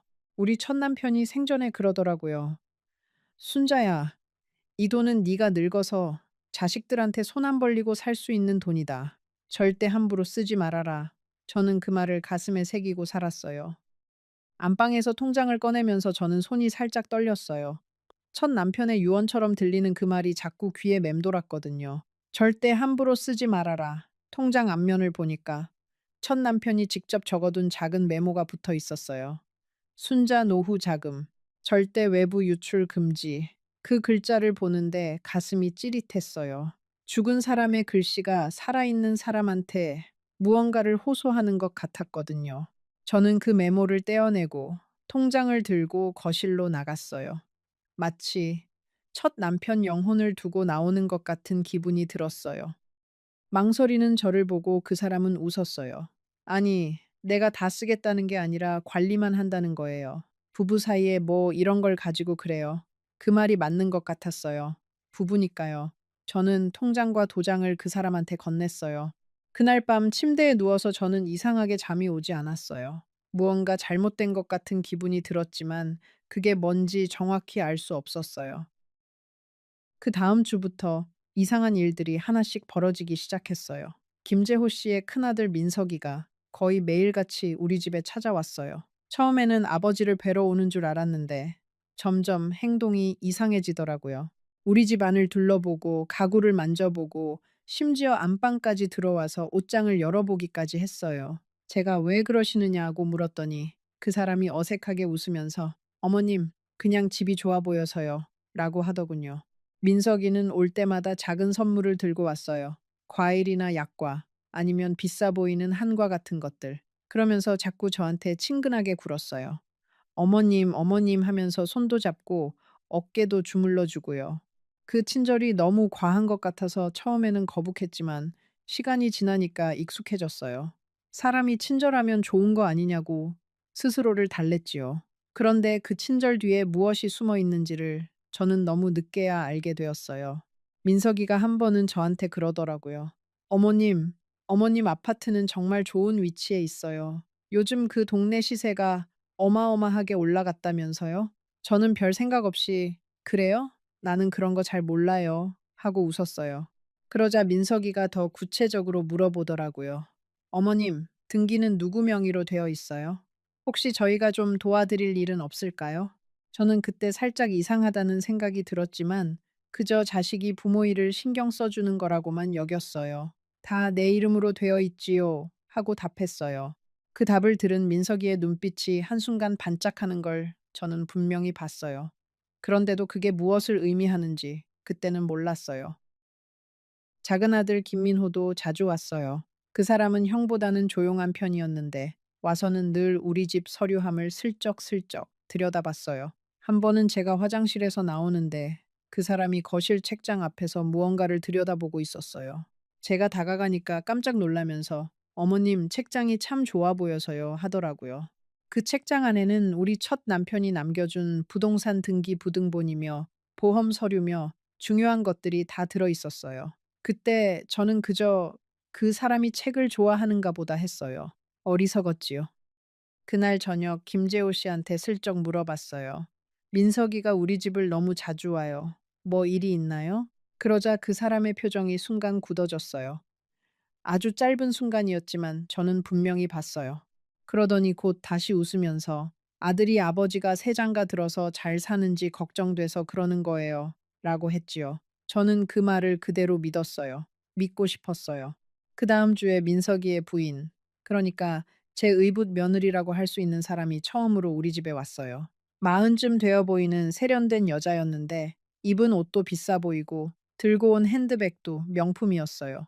그런데 그 여자는 저를 쳐다보는 눈빛이 좀 차가웠어요. 어머님, 처음 뵙겠습니다. 하면서도 손은 잡지 않더라고요. 그날 저는 정성껏 한정식을 차려서 대접했어요. 그런데 그 며느리는 음식에 거의 손도 대지 않고 그저 우리 집을 둘러보기만 했어요. 시계를 봤다가, 벽지를 봤다가, 가구를 봤다가, 마치 집을 살러 온 사람처럼요. 식사가 끝나자마자 그 며느리는 일어났어요. 어머님 잘 먹었습니다. 다음에 또 뵙겠어요. 그러고는 갔어요. 그게 다였어요. 며느리가 가고 나서 저는 부엌에서 그릇을 치우는데 마음이 이상하게 무거웠어요. 시집 식구가 처음 인사를 와서 음식에 손도 안 대고 간다는 게 우리 정서에는 큰 결례거든요. 그런데 그 며느리는 그런 예의는 신경도 쓰지 않는 듯 했어요. 저는 그릇을 닦으면서 자꾸 그 며느리의 시선이 떠올랐어요. 음식보다 우리 집을 더 자세히 보던 그 눈빛. 옛날 동네 어른들이 그런 말을 했어요. 처음 오는 며느리가 집부터 살피면 그 며느리는 집을 갖고 싶어 하는 거다. 그 말이 그날따라 자꾸 머릿속에서 맴돌았어요. 하지만 저는 그 의심을 곧 떨쳐버렸어요. 새로 맺은 가족을 의심하는 제가 못된 사람 같았거든요. 결혼한 지 2달째 되던 어느 날이었어요. 제가 시장에 다녀오니까 집에 김재호 씨와 2아들, 그리고 제가 모르는 양복 입은 남자 한 명이 거실에 앉아 있더라고요. 저를 보더니 다들 어색하게 일어났어요. 김재호 씨가 그 양복 입은 사람을 소개했어요. 여보, 이분은 우리 가족 변호사 박 변호사예요. 잠깐 인사하러 왔어요. 변호사라는 말에 저는 가슴이 철렁 내려앉았어요. 그 변호사는 키가 작고 머리가 벗겨진 50대 정도의 남자였어요. 저를 보더니 깍듯하게 인사를 했어요. 사모님, 처음 뵙겠습니다. 박 변호사라고 합니다. 회장님 가족 일을 오래 봐드리고 있습니다. 회장님이라는 말에 저는 의아했어요. 김재호 씨가 무슨 회장이었나 싶어서요. 그런데 박 변호사라는 사람은 그 말을 하고 나서 살짝 당황한 표정을 짓더니 곧, 아, 옛날 호칭이 입에 붙어서요. 하면서 어색하게 웃었어요. 저는 그때부터 무언가 이상하다고 느꼈어요. 그 변호사는 1시간 정도 머물다가 갔어요. 가는 길에 김재호 씨한테 살짝 그러더라고요. 회장님, 그러면 다음 주에 그 문제를 마무리하시지요. 그 말이 제 귀에 또렷이 들렸어요. 무슨 문제를 마무리한다는 건지 궁금했지만 차마 물어볼 수 없었어요. 변호사가 나가자 김재호 씨의 2아들도 일어났어요. 가는 길에 큰아들 민석이가 아버지의 팔을 살짝 잡고 무언가를 속삭이는 걸 저는 봤어요. 그 속삭임이 너무 짧고 빨라서 무슨 말인지는 못 알아들었지만 그 모습이 마치 작전을 짜는 사람들 같았어요. 그날 밤 저는 처음으로 그 사람한테 따져 물었어요. 변호사가 왜 우리 집에 와요? 무슨 일이에요? 그러자 그 사람이 한숨을 푹 쉬더니 그러는 거예요. 여보, 사실은 내가 옛날에 진 빚이 좀 있어요. 그걸 정리하는 일이라 변호사를 만난 거예요. 당신은 신경 쓰지 말아요. 빚이라는 말에 제 머리가 핑 돌았어요. 결혼하기 전에는 그런 이야기 한 번도 없었거든요. 70살 넘은 노인한테 무슨 빚이 그렇게 큰 게 있을까 싶었지만 더 묻기가 무서웠어요. 그날부터 저는 잠을 제대로 자지 못했어요. 새벽마다 깨서 천장을 보고 그 사람의 잠든 얼굴을 들여다봤어요. 저 사람이 정말 내가 알던 그 김재호 씨가 맞나? 자꾸만 의심이 들었어요. 하지만 다음날 아침이 되면 그 사람은 다시 다정한 남편이 되어 있었어요. 제 손을 잡고 따뜻한 죽을 끓여주고 오늘은 어디 가고 싶어요? 하고 물었지요. 그러면 저는 또 마음이 풀어졌어요. 의심한 제가 못된 사람 같았어요. 그 무렵에 저는 큰딸한테 전화를 자주 걸었어요. 안부 인사만 하다가 끊었지요. 차마 의심을 입 밖으로 내지 못했어요. 우리 딸이 결혼 처음에는 그렇게 좋아했는데 이제 와서 엄마가 속고 있는 것 같다고 말하면 우리 딸이 얼마나 가슴 아플까 싶었거든요. 그래서 저는 혼자서 끙끙 앓았어요. 매일 아침 거울을 보면 얼굴이 점점 야위어 가는 게 보였어요. 잠도 못 자고 밥도 제대로 못 먹고 가슴은 늘 두근거렸어요. 김재호 씨는 그런 저를 보고 여보, 어디 아픈 거 아니에요? 하고 걱정하는 척했어요. 그 척이 얼마나 진짜 같던지요. 한 번은 동네 박 여사를 우연히 길에서 만났어요. 박 여사가 저를 보더니 깜짝 놀라면서 그랬어요. 순자야, 너 왜 이렇게 야위었니? 어디 아프니? 저는 웃으면서 괜찮아, 환절기라 그런가 봐 했어요. 박 여사는 한참을 저를 쳐다보다가 순자야, 무슨 일 있으면 꼭 나한테 말해. 알았지? 그러더라고요. 저는 고개를 끄덕이고 헤어졌어요. 집으로 돌아오는 길에 저는 자꾸 뒤를 돌아봤어요. 박 여사한테 모든 걸 털어놓고 싶었지만 차마 발이 떨어지지 않았어요. 자존심이 그것을 막았던 거지요. 늦은 나이에 한 결혼이 잘못된 것이라는 사실을 인정하기가 너무 부끄러웠거든요. 여러분, 지금부터 이야기가 본격적으로 무거워집니다. 잠시 후에 제가 어떻게 그 사람의 진짜 정체를 알게 되었는지, 그리고 그 진실이 얼마나 끔찍한 것이었는지 말씀드릴게요. 끝까지 들어주세요. 이 이야기를 다 들으시면 여러분도 분명히 무언가 깊이 생각하게 되실 거예요. 결혼한 지 석 달이 되던 날이었어요. 우연히 정말 우연히 저는 진실을 마주하게 되었어요. 그날 아침 김재호 씨가 외출을 했어요. 친구를 만나러 간다고 했지요. 저는 청소를 하다가 안방 옷장 위에 올려둔 그 사람의 낡은 가죽 가방을 발견했어요. 평소에는 늘 거기 그대로 있던 가방이었는데 그날따라 살짝 열려 있었어요. 안에 무슨 서류 같은 게 보였지요. 그 가방은 그 사람이 결혼하면서 우리 집에 들고 들어온 몇 안 되는 물건 중 하나였어요. 낡은 갈색 가죽으로 된 가방인데 한 번도 그 안을 보여준 적이 없었어요. 제가 호기심에 한번 그 안에 뭐가 들어있어요? 하고 물어봤더니 그 사람이 그저 옛날 추억 같은 거예요 하고 얼버무렸어요. 그래서 저도 더 묻지 않았어요. 사람마다 혼자만의 추억이 있는 거니까요. 그런데 그날 그 가방이 살짝 열려 있는 걸 보고 저도 모르게 손이 그쪽으로 갔어요. 제가 그 가방을 열어본 건 정말 한순간의 호기심이었어요. 그런데 그 안에서 나온 서류들이 제 인생을 송두리째 바꿔놓았어요. 가방 안에는 여러 통의 편지와 문서들이 들어 있었어요. 그중 하나는 어느 병원에서 보낸 진단서였어요. 김재호 씨 이름으로 된 진단서. 거기에는 그 사람이 말기 환자라는 내용이 적혀 있었어요. 의사 소견으로 길어야 1년이라고요. 저는 그 서류를 들고 한참을 멍하니 서 있었어요. 다리에 힘이 풀려서 그 자리에 주저앉아 버렸어요. 그런데 그게 끝이 아니었어요. 그 아래에는 또 다른 서류가 있었어요. 변호사 사무실에서 작성한 유언장 초안. 그리고 그 옆에는 제 명의로 된 부동산 등기 부등본과 통장 사본이 가지런히 정리되어 있었어요. 마치 누군가가 미리 다 조사해 놓은 것처럼요. 저는 그 서류들을 하나하나 읽어 내려갔어요. 손이 떨려서 종이를 제대로 잡지도 못했어요. 거기에는 김재호 씨의 두 아들이 변호사와 함께 작성한 메모도 있었어요. 아버지께서 재혼하시면 여사님의 재산을 자연스럽게 합산하여 관리한다. 아버지 별세 후 상속 절차를 통해 최대한 회수한다. 그런 내용이었어요. 그 메모 옆에는 작은 수첩이 하나 더 있었어요. 김재호 씨의 글씨로 깨알같이 적힌 수첩이었어요. 한 장 한 장 넘기는데 거기에 제 이야기가 다 적혀 있었어요. 제가 그 사람한테 무심코 했던 말들이 다 기록되어 있었어요. 순자 씨 큰딸, 결혼 잘 살고 있음, 사위 직업 안정적, 자주 방문 안 함. 순자 씨 작은 아들, 외국 출장 잦음, 어머니 관심 적음. 순자 씨 통장 잔액, 추정 5억 이상. 순자 씨 아파트, 강북, 시세 약 7억. 그런 식이었어요. 한 노인이 외로움에 못 이겨 털어놓은 모든 이야기가 그 사람한테는 정보였던 거였어요.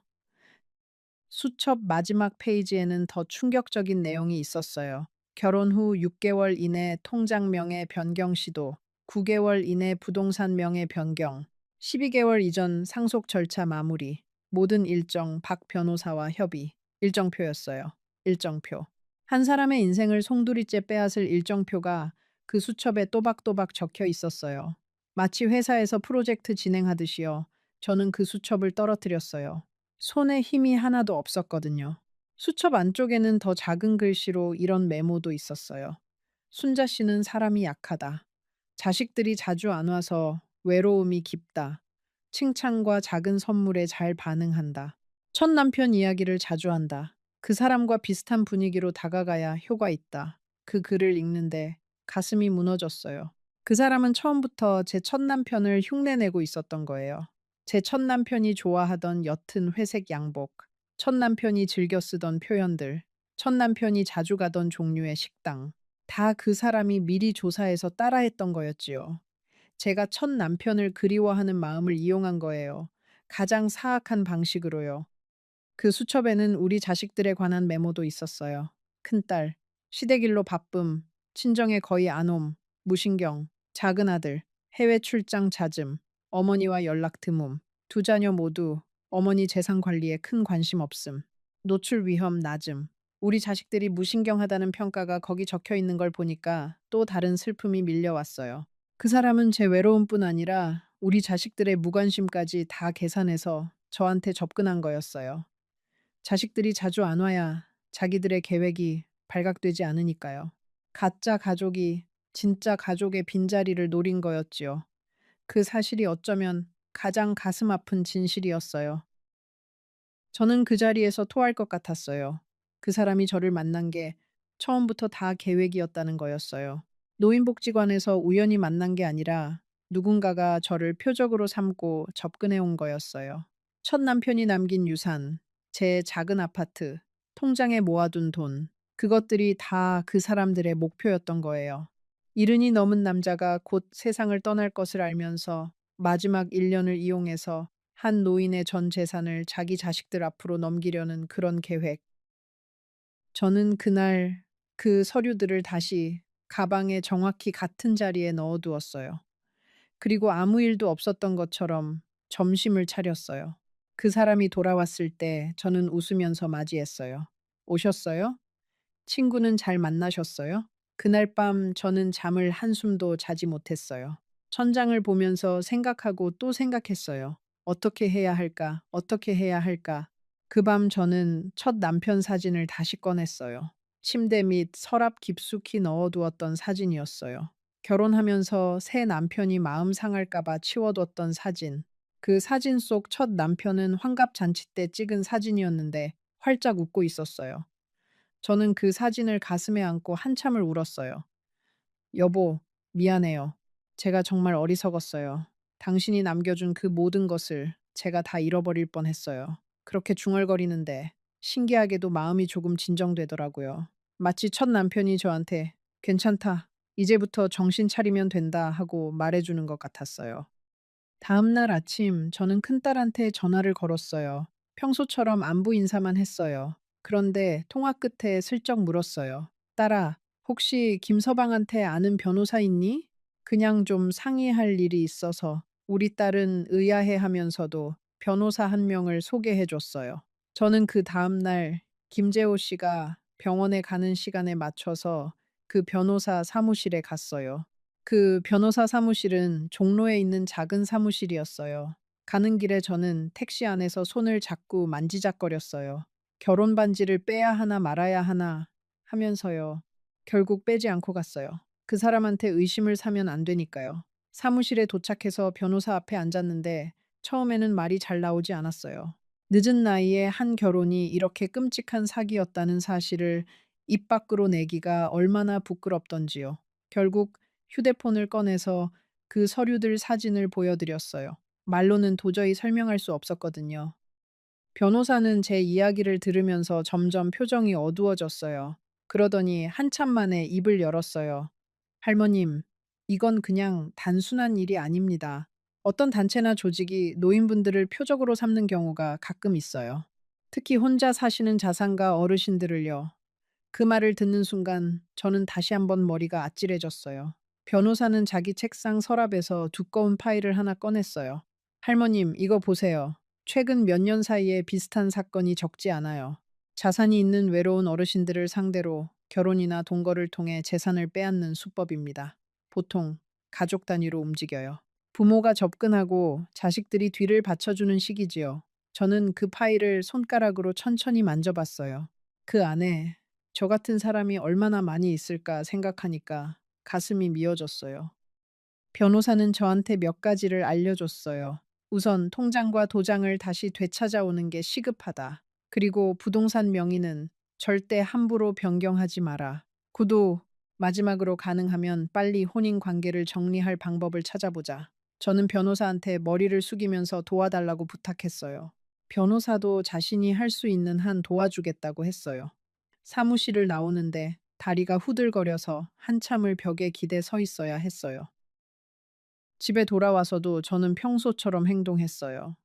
그 사람이 의심하지 않게 해야 했거든요. 저녁을 차리고 빨래를 개고 그 사람의 약을 챙겨드렸어요. 그 사람이 그러더라고요. 여보, 오늘 어디 갔다 왔어요? 표정이 좀 안 좋아 보여요. 저는 웃으면서 그랬어요. 동네 친구 만나고 왔어요. 그리가 그 친구 며느리가 또 속을 썩여서요. 그 사람도 따라 웃었어요. 그 웃음이 얼마나 무섭게 느껴지던지요. 그날 밤 그 사람이 잠든 후에 저는 살그머니 일어났어요. 부엌으로 가서 따뜻한 물을 한 잔 마셨어요. 손이 너무 떨려서 컵을 떨어뜨릴 뻔했지요. 거실 창문 너머로 새벽거리가 보였어요. 가로등 하나가 깜빡거리고 있었어요. 저는 그 가로등을 한참을 바라봤어요. 마치 제 인생 같았어요. 깜빡깜빡 꺼질 듯 말 듯 흔들리는 등불 같은 인생이요. 그런데 그 가로등은 끝내 꺼지지 않았어요. 새벽이 올 때까지 계속 깜빡이면서 빛을 냈어요. 저는 그 가로등을 보면서 다짐했어요. 나도 끝내 꺼지지 않겠다고요. 그 다음 며칠 동안 저는 조용히 준비를 했어요. 변호사가 알려준 대로 천천히 들키지 않게요. 먼저 동네 은행에 가서 통장 분실 신고를 했어요. 도장도 새로 만들었지요. 부동산 등기는 변호사가 직접 처리해 줬어요. 저는 매일 아침 김재호 씨가 약을 먹고 잠시 산책을 나가는 그 한 시간을 이용해서 모든 일을 처리했어요. 은행에 가던 그 첫날이 정말 떨렸어요. 우리 동네 은행은 김재호 씨도 잘 아는 곳이었거든요. 혹시라도 마주칠까봐, 혹시라도 직원이 김재호 씨한테 사모님이 통장 분실 신고하러 오셨어요 하고 말해버릴까봐 저는 일부러 옆 동네 은행 지점으로 갔어요. 머리에 모자도 푹 눌러 쓰고요. 은행 직원이 저를 의아하게 쳐다보는 게 느껴졌어요. 일흔 넘은 할머니가 모자를 푹 눌러 쓰고 통장 분실 신고를 하러 왔으니 이상했겠지요. 그런데 그 직원이 친절하게 그러더라고요. 할머님, 천천히 하세요. 시간 많으니까요. 그 말 한마디에 저는 또 눈물이 났어요. 진심 어린 친절이 얼마나 그리웠던지요. 은행에서 일을 마치고 나오는데 길 건너편에서 누가 저를 부르는 것 같았어요. 깜짝 놀라서 돌아봤지요.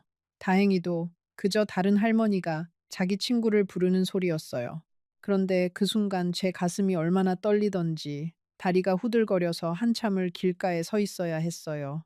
평생을 정직하게 살아온 사람이 자기 남편을 피해서 자기 통장 분실 신고를 하러 다녀야 하는 그 기분. 그것은 말로 표현할 수가 없는 그런 비참함이었어요. 그렇게 한참을 서 있다가 다시 발걸음을 옮겼어요. 집으로 돌아가는 그 길이 영원처럼 길게 느껴졌어요. 집에 도착해서 문을 여는데 김재호 씨가 거실 소파에 앉아서 저를 기다리고 있었어요. 그 모습을 보는데 심장이 돋는 것 같았어요. 여보, 어디 갔다 와요? 한참 안 보이던데 그 사람의 목소리는 평소처럼 부드러웠지만 눈빛이 좀 날카로웠어요. 저는 애써 미소를 지으면서 동네 친구 만나러 갔어요. 그 친구가 손주 봐달라고 부탁해서 잠깐 도와줬어요. 하고 거짓말을 했어요. 평생 거짓말을 잘 못하는 사람이었는데 그날은 어떻게 그렇게 능숙하게 거짓말이 나오던지 저도 놀랐어요. 사람이 절박해지면 못하는 게 없는가 봐요. 그 사람은 잠시 저를 쳐다보다가 그래요? 다행이네. 하고는 다시 신문을 봤어요. 그 잠깐의 침묵이 한 시간처럼 느껴졌어요. 부동산 등기를 처리하는 날, 변호사 사무실에 같이 갔어요. 등기소까지 변호사가 직접 모시고 가서 명예 변경 시도가 있었는지 확인했어요. 다행히도 아직 아무 변경도 없었어요. 김재호 씨와 그 아들들이 일정표대로 진행하려면 아직 시간이 좀 남아 있었던 거지요. 변호사는 그날 저한테 할머님, 정말 운이 좋으셨어요. 일주일만 늦었어도 큰일 날 뻔했어요. 그랬어요. 저는 그 말을 듣고 한참을 멍하니 있었어요. 일주일. 단 일주일 차이로 제 인생이 송두리째 사라질 뻔했던 거예요. 등기소를 나오는데 변호사가 저한테 따뜻한 차 한 잔을 사주셨어요. 작은 카페였는데 창문 너머로 따뜻한 햇살이 들어오고 있었어요. 그 햇살을 보면서 저는 변호사한테 물었어요. 변호사님, 제가 너무 어리석었지요? 이른이 넘도록 사람 하나 제대로 못 알아보고 변호사가 고개를 저으면서 그러더라고요. 할머님, 어리석어서가 아닙니다. 외로움 때문이에요. 외로움은 누구든 약하게 만들어요. 젊은 사람도 마찬가지예요. 할머님 잘못이 아닙니다. 그 말을 들으면서 저는 차를 한 모금 마셨어요. 따뜻한 차가 목구멍을 타고 내려가는데 가슴 한구석에 차가운 응어리도 같이 녹는 기분이었어요. 그날 처음으로 저는 이 일이 끝날 수도 있겠다는 작은 희망을 가졌어요. 그러던 어느 날 밤이었어요. 저는 우연히 그 사람이 통화하는 걸 듣게 되었어요. 화장실에 가려고 일어났는데 거실에서 그 사람이 누군가와 작은 목소리로 통화하고 있었어요. 민서가, 좀만 더 기다려라. 곧 정리될 거야. 그 여자가 사람이 좋아서 별 의심 안 한다. 약은 잘 챙겨 먹고 있고 의사는 길어야 10개월이라고 했어. 그 안에 다 처리하면 돼. 그 말을 듣는 순간 제 심장이 붙는 줄 알았어요. 그 통화는 거기서 끝나지 않았어요. 그 사람이 계속 말했어요. 박 변호사가 다음 주에 부동산 명의 변경 서류 가져온다고 했어. 그건 내가 어떻게든 사인 받아낼게. 그 여자가 글씨 잘 못 봐. 안경 없으면 코앞에 있는 것도 못 봐. 적당히 다른 서류라고 속이면 사인할 거야. 저는 화장실 앞에서 손바닥으로 입을 막았어요. 비명이 나올 것 같아서요. 안경. 그 사람이 한 달 전에 제 안경을 가져갔어요. 내가 새 안경 맞춰줄게 하면서요. 그 뒤로 새 안경은 오지 않았어요. 저는 그저 그 사람이 깜빡한 줄 알았는데 처음부터 다 계획이었던 거지요. 저는 그 자리에서 움직이지 못했어요. 숨소리도 내지 못했어요. 그 사람이 통화를 끊고 안방으로 들어갈 때까지 화장실 앞에 가만히 서 있었어요. 안방으로 들어가면서 그 사람이 침대에 누워서 한숨을 쉬는 소리가 들렸어요. 저는 그 한숨이 무엇을 의미하는지 이제 분명히 알았어요. 그것은 죄책감의 한숨이 아니라 계획대로 일이 잘 풀리고 있다는 만족의 한숨이었어요. 그날 밤 저는 결심을 했어요. 이 상황을 끝내야 한다. 그것도 빨리. 하지만 어떻게 끝내야 할지가 문제였어요. 그 사람들은 변호사까지 동원해서 치밀하게 움직이고 있었거든요. 저 같은 노인 한 명이 어떻게 그 사람들을 이길 수 있을까 싶었어요. 그런데 그날 새벽 제 머릿속에 한 가지 생각이 떠올랐어요. 그 가방, 안방 옷장 위에 그 가죽 가방. 그 안에 모든 증거가 들어 있었어요. 다음 날 아침 김재호 씨가 평소처럼 산책을 나갔어요. 저는 그 사람이 나가자마자 안방으로 달려갔어요. 가방을 내리고 안에 있던 서류들을 휴대폰으로 한 장 한 장 사진을 찍었어요. 손이 떨려서 자꾸 흐려지는 사진을 몇 번이나 다시 찍었어요. 사진을 다 찍고 나서 서류는 원래 자리에 정확히 넣어두었어요. 그리고 사진을 변호사한테 바로 전송했어요. 사진을 찍는 동안 저는 자꾸 시계를 봤어요. 그 사람이 산책 갔다가 돌아오는 시간이 정확히 1시간 15분이었거든요. 그 시간 안에 모든 걸 끝내야 했어요. 가방 안에는 그 진단서와 유언장 초안, 그리고 그 무서운 수첩 말고도 다른 서류들이 더 있었어요. 박 변호사가 작성한 부동산 명의 변경용 위임장. 거기에는 이미 그 변호사의 사인까지 들어가 있었어요. 제 사인만 들어가면 부동산이 김재호 씨 앞으로 넘어가는 그런 서류였어요. 저는 그 위임장 사진을 가장 정성껏 찍었어요. 이게 가장 중요한 증거가 될 거라고 느꼈거든요. 변호사한테서 답이 왔어요. 할머님, 이거면 충분합니다. 오늘 당장 경찰에 신고 준비를 시작하겠습니다. 잠시만 더 견뎌주세요. 그 메시지를 받고 저는 화장실에 들어가서 한참을 울었어요. 12년 동안 외로움을 견디다가 늦은 나이에 만난 사랑이 이런 식으로 끝난다는 게 너무 서러웠어요. 그런데 또 한편으로는 이상한 안도감도 들었어요. 진실을 알았으니까 이제는 살아남을 수 있을 것 같았거든요. 여러분, 잠시 후에 이 이야기의 결말이 어떻게 됐는지 말씀드리겠습니다. 그리고 그 결말이 왜 제가 지금까지도 매일 밤 울고 있는 이유인지도요. 끝까지 함께 해주세요. 변호사가 경찰에 신고 준비를 하는 동안 저는 그 집에서 일주일을 더 살아야 했어요. 그 일주일이 제 인생에서 가장 긴 시간이었어요. 매일 아침 그 사람의 얼굴을 마주보면서 웃어야 했고 그 사람이 끓여주는 죽을 먹는 척 해야 했어요. 사실 저는 그 죽을 절대 먹지 않았어요. 화장실에 가는 척 하면서 변기에 다 버렸어요. 통화에서 들은 약은 잘 챙겨 먹고 있다는 그 말이 자꾸 귀에 맴돌았거든요. 그 일주일 동안 김재호 씨는 점점 더 다정해졌어요. 마치 무언가를 눈치챈 것처럼요. 저한테 꽃을 사다 주기도 하고 손을 자주 잡았어요. 여보, 우리 결혼하길 정말 잘했지요? 당신 만나서 내 인생이 다시 빛나는 것 같아요. 그 말을 들으면서 저는 마음속으로 피눈물을 흘렸어요. 한때 저를 정말로 떨리게 했던 그 말이 이제는 가장 끔찍한 거짓말이 되어 제 가슴을 후벼 팠어요. 수요일 저녁이었어요. 그 사람이 저녁상을 차리면서 그러더라고요. 여보, 내일 박 변호사가 잠깐 들를 거예요. 별일은 아니고 서류 하나만 사인하면 돼요. 형식적인 거예요. 저는 가슴이 또 한 번 철렁 내려앉았어요. 그 위임장이었어요. 부동산 명의 변경용 위임장. 드디어 그 사람들이 그것을 가지고 오는 거였어요. 저는 애써 웃으면서 네, 알겠어요.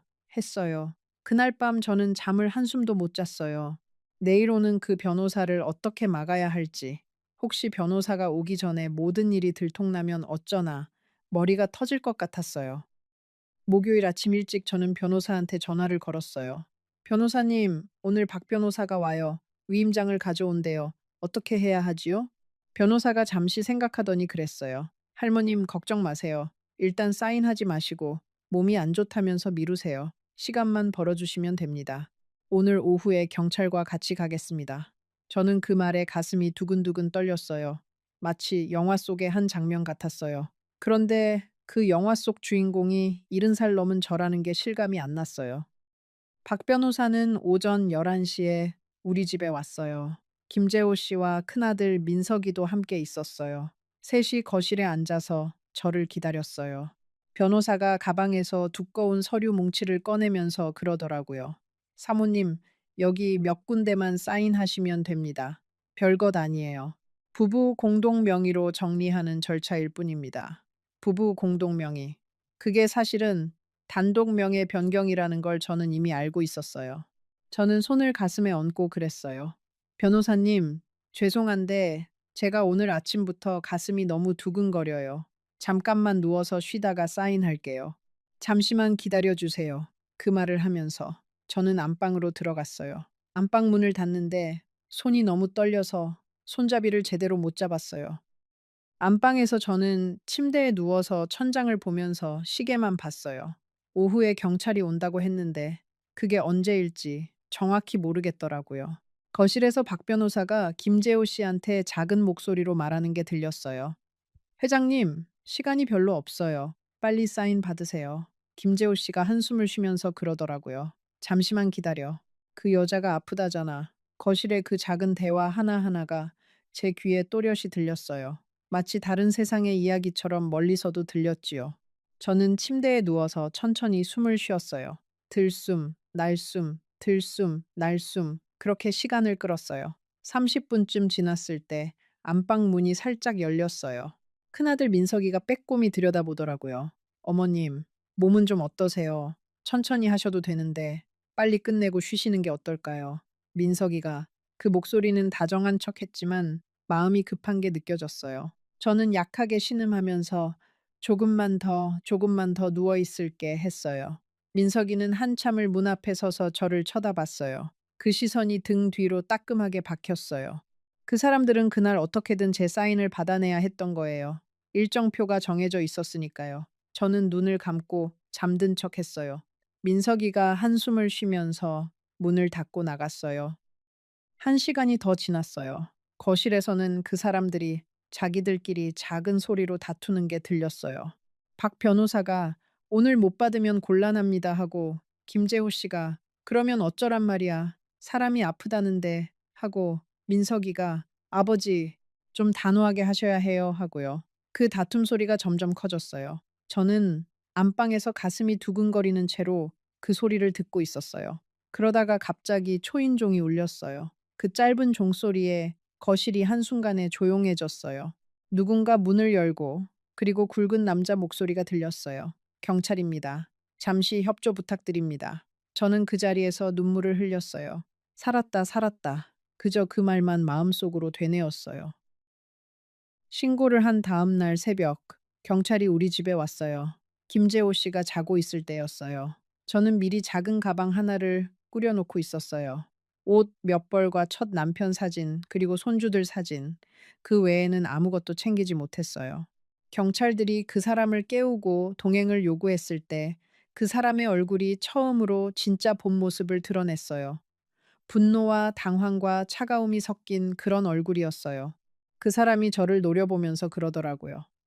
당신이 한 짓이지. 당신이 다 망쳐놨지? 그 목소리에는 더 이상 따뜻함이 한 톨도 없었어요. 저는 아무 말도 못하고 그저 그 사람을 바라보기만 했어요. 이른이 넘은 노인의 눈에서 그렇게 차가운 빛이 나올 수 있다는 걸 그때 처음 알았어요. 경찰이 그 사람을 데리고 나갈 때 저는 그제서야 다리가 풀려서 바닥에 주저앉았어요. 그 사람을 데리고 나가는 경찰을 보면서 저는 이상한 감정을 느꼈어요. 그 사람이 너무 미웠어요. 그런데 동시에 너무 가여웠어요. 곧 세상을 떠날 사람이 마지막 1년을 그렇게 보내야 했다니. 자기 자식들한테 무엇이라도 더 남겨주려고 한 노인을 속이고 한 노인의 평생을 송두리째 빼앗으려고 한 그 마음이요. 가족이라는 이름으로 자식들이 노부모를 그렇게 부추겼다는 사실도 너무 슬펐어요. 도대체 우리 사회가 어떻게 되어가는 걸까? 우리 자식들이 부모를 어떻게 보고 있는 걸까? 그런 생각들이 머리를 맴돌았어요. 조사 과정에서 모든 것이 밝혀졌어요. 그 사람은 정말로 말기 환자가 맞았어요. 그리고 두 아들과 변호사가 함께 짜낸 계획대로 저한테 의도적으로 접근했던 거였어요. 우리가 처음 만났던 노인복지관, 그것조차 그 사람들이 미리 알아보고 등록한 곳이었어요. 동네에서 혼자 사는 자산가 노인을 미리 조사하고 그 중에서 저를 표적으로 정했던 거지요. 김재호 씨는 처음에는 거부했다고 해요. 하지만 두 아들이 끈질기게 설득했고 자기 사후에 자식들한테 더 많은 재산을 남겨주기 위해서 결국 동참했다고 합니다. 가장 충격적이었던 건 그 사람의 두 아들이 그동안 여러 차례 비슷한 일을 시도한 정황이 발견됐다는 거예요. 저보다 앞서 다른 어르신들한테도 비슷한 방식으로 접근했었다는 거였지요. 다행히 다른 분들은 결혼까지는 가지 않았다고 해요. 저만 그 사람들의 덫에 완전히 걸려든 거였어요. 그 이야기를 들으면서 저는 또 한 번 무너졌어요. 내가 그렇게 어리석었구나. 외로움이 사람을 그렇게까지 눈멀게 하는구나. 조사를 받으면서 저는 박 변호사라는 사람의 정체도 알게 됐어요. 그 사람은 진짜 변호사가 아니었어요. 옛날에 사기 전과가 있어서 자격이 정지된 사람이었어요. 그런데도 마치 변호사인 척 하면서 김재호 씨 가족의 일을 도와주고 있었던 거지요. 가짜 변호사, 가짜 가족, 가짜 사랑. 제 결혼 생활 6달은 처음부터 끝까지 다 가짜였어요. 진짜는 단 하나, 제 외로움뿐이었어요. 그 외로움 하나가 저를 그 모든 가짜의 한복판으로 끌고 들어간 거였지요. 법적인 절차는 변호사가 다 처리해 줬어요. 혼인은 무효가 되었고, 제가 그 사람한테 넘겼던 통장과 도장도 다 돌려받았어요. 부동산은 다행히 명예 변경 직전에 막아냈고요. 다만 결혼식 비용과 신혼 여행비, 그리고 신혼 초에 함께 산 가구들에 들어간 돈은 돌려받지 못했어요. 변호사는 그 정도면 정말 다행입니다. 다른 분들은 전 재산을 다 잃은 경우도 많았어요. 라고 했어요. 그 사람과 두 아들은 법의 심판을 받았어요. 자세한 이야기는 여기서 길게 하지 않겠어요. 다만 그 사람들이 마땅한 대가를 치렀다는 것만 말씀드릴게요. 김재호 씨는 결국 그 일이 있고 몇 달 후에 세상을 떠났다고 들었어요. 저는 그 소식을 듣고 한참을 울었어요. 미워하면서도 한때 사랑했던 사람이었으니까요. 인간의 마음이라는 게 참 이상하지요. 이 모든 일이 끝나고 저는 큰딸 집으로 들어갔어요. 우리 딸이 저를 끌어안고 한참을 울었어요. 엄마, 미안해요. 제가 좀 더 살펴봤어야 했는데. 엄마가 너무 외로워 보였는데 제가 자주 못 찾아뵙고 저는 우리 딸 등을 토닥이면서 그랬어요. 괜찮다, 괜찮다. 다 엄마가 어리석어서 그런 거다. 그날 우리 딸 집 손님방에서 저는 오랜만에 깊은 잠을 잤어요. 하지만 그 평화도 오래가지 않았어요. 한 달쯤 지났을 때 우리 사위가 슬쩍 그러더라고요. 장모님, 손녀가 곧 중학교 들어가서 공부방이 필요해서요. 다른 데 알아보시면 어떨까요? 우리 딸은 옆에서 아무 말도 못하고 고개만 숙이고 있었어요. 저는 그날 밤 짐을 싸서 작은 아들 집으로 갔어요. 작은 아들은 저를 반갑게 맞아줬지만 며느리 표정이 영 좋지 않았어요. 어머님, 저희 아파트가 좁아서요. 좀 답답하실 거예요. 작은 아들 집에서 저는 일주일을 지냈어요. 그 일주일 동안 며느리는 저랑 거의 말을 섞지 않았어요. 아침에 일어나면 며느리는 이미 출근 준비를 하고 있었고, 저녁에는 늦게 들어와서 자기 방으로 들어가 버렸어요. 작은 아들은 그런 며느리와 저 사이에서 안절부절 못했어요. 한 번은 부엌에서 며느리가 작은 아들한테 작은 소리로 말하는 걸 들었어요. 여보, 어머님 언제까지 계실 거야? 우리 딸도 시험 기간인데. 저는 그 말을 듣고 그 자리에 얼어붙었어요. 잠시 후에 부엌에 들어가니까 며느리가 깜짝 놀라면서 어머님, 오셨어요? 하면서 어색하게 웃었어요. 저는 그저 물 마시러 왔다 하고 돌아섰어요. 저는 일주일을 작은 아들 집에서 지내다가 결국 다시 짐을 쌌어요. 자식들이 미운 게 아니에요. 자식들도 자기 살림이 있고 자기 가족이 있는 거니까요. 다만 이 늙은 어미가 갈 곳이 없다는 게 서러웠을 뿐이지요.